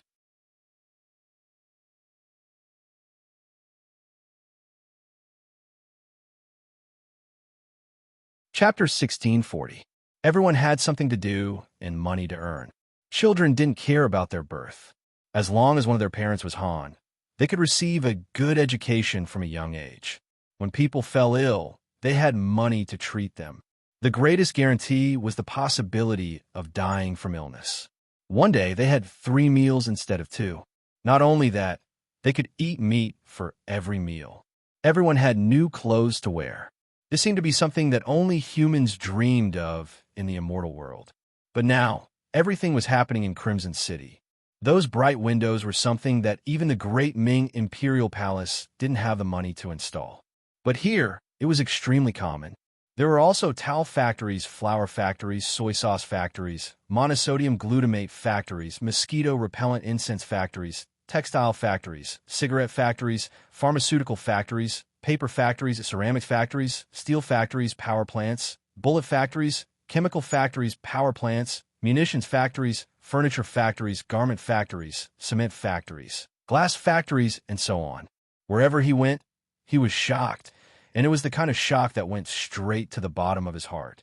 He really didn't know that the world could be so beautiful until he arrived in Crimson City. The Southern Ming Empire's observation team was still in Crimson City. Everything that happened here overturned their previous understanding. In the capital of Southern Ming, Kuang Yi had already returned with the officials of the Ministry of War and close to 2,000 people. As soon as he entered the city, a eunuch came to pass a decree that the emperor wanted to see Kuang Yi. After tidying up his clothes, the travel-worn Kuang Yi entered the imperial palace and knelt in front of Zhu Qizhan. The great Ming Empire was very empathetic towards its officials. They didn't have to kneel when they saw the emperor. But this time, Kuang Yi felt that he had done something wrong. This kneel represented his intention to ask for forgiveness. Grand Tutor, why are you here? Please rise. Zhu Qizhan was an emperor who knew how to act. At this moment, the concern he expressed made Kuang Yi feel very moved. This time, he wanted to kneel even more and not get up. Your Majesty, this subject is incompetent and has failed to live up to your trust. I was thrown out by that bastard Wunan Wang. Abruptly, he kowtowed to the ground, and his forehead came into close contact with the ground. Quickly helped the Grand Tutor up. When Zhu Qizhan saw that Kuang Ye's forehead was starting to redden, he hurriedly shouted. Soon after, the head eunuch, Qian Xingbao, stepped forward and helped Kuang Yi up. Kuang Yi stood up with tears in his eyes. No one knew how much pressure he had endured on the way back. Almost everyone was blaming him. In the beginning, Ko Hong and the others would still speak up for him, but later on, these people were too lazy to speak up for him, so everyone vented their anger on him. If it weren't for the fact that the embroidered uniform guards were with him, he might have been thrown off the boat and thrown into the sea to feed the fish. His actions made his opponent, Bugnam of Gojoseon, Yang Chendong, unhappy, but he accepted it. But now, even his own people didn't like him. This was really intolerable to him, causing him to have thoughts of suicide. Now that he finally saw Zhu Qizhan, the only person who still believed in him, he cried like a child. Although the embroidered uniform guards had already sent back a message explaining why Kuang Yi came back first, it wasn't very detailed. Now that the real person was in front of him, Zhu Qizhan naturally had to ask clearly. He said, "Someone give the Grand Tutor a seat." After slowly sitting down, Kuang Ye's mood gradually calmed down. In the end, under Zhu Qizhan's questioning, he recounted what had happened to him, as well as what had happened to the majority of the Southern Ming Empire's observation group. He especially described Yang Chendong's warm reception in great detail. In the end, Kuang Yi said in a tearful voice, "Your Majesty, that brat Yang Hodong is clearly buying people's hearts." It can be imagined that the officials who went this time might not be bought over by him. But as the saying goes, if you take someone else's hand, you will be blinded. I'm afraid that in the following matters, they will be on Bugnam of Gojoseon's side. We have to guard against them. Zhu Qizhan listened to the details from beginning to end and couldn't help but suck in a breath of cold air.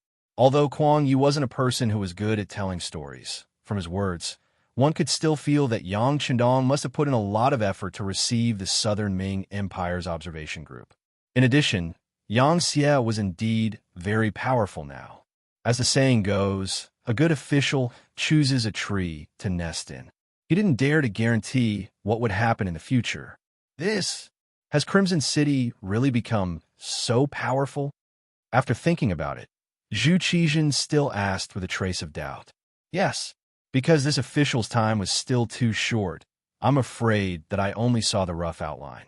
The specifics should be more powerful than this official said. In this matter, although Kuang Yi didn't want to admit it, the truth was the truth. He had no choice but to speak the truth. This is really difficult to handle. Zhu Qizhen said with a difficult expression. Just as Kuang Yi said, the officials in the observation group could have been influenced by Yang Chendong. It wasn't impossible for them to have been bribed. However, without any real evidence, he could not just cut them off and do anything to the members of the observation group.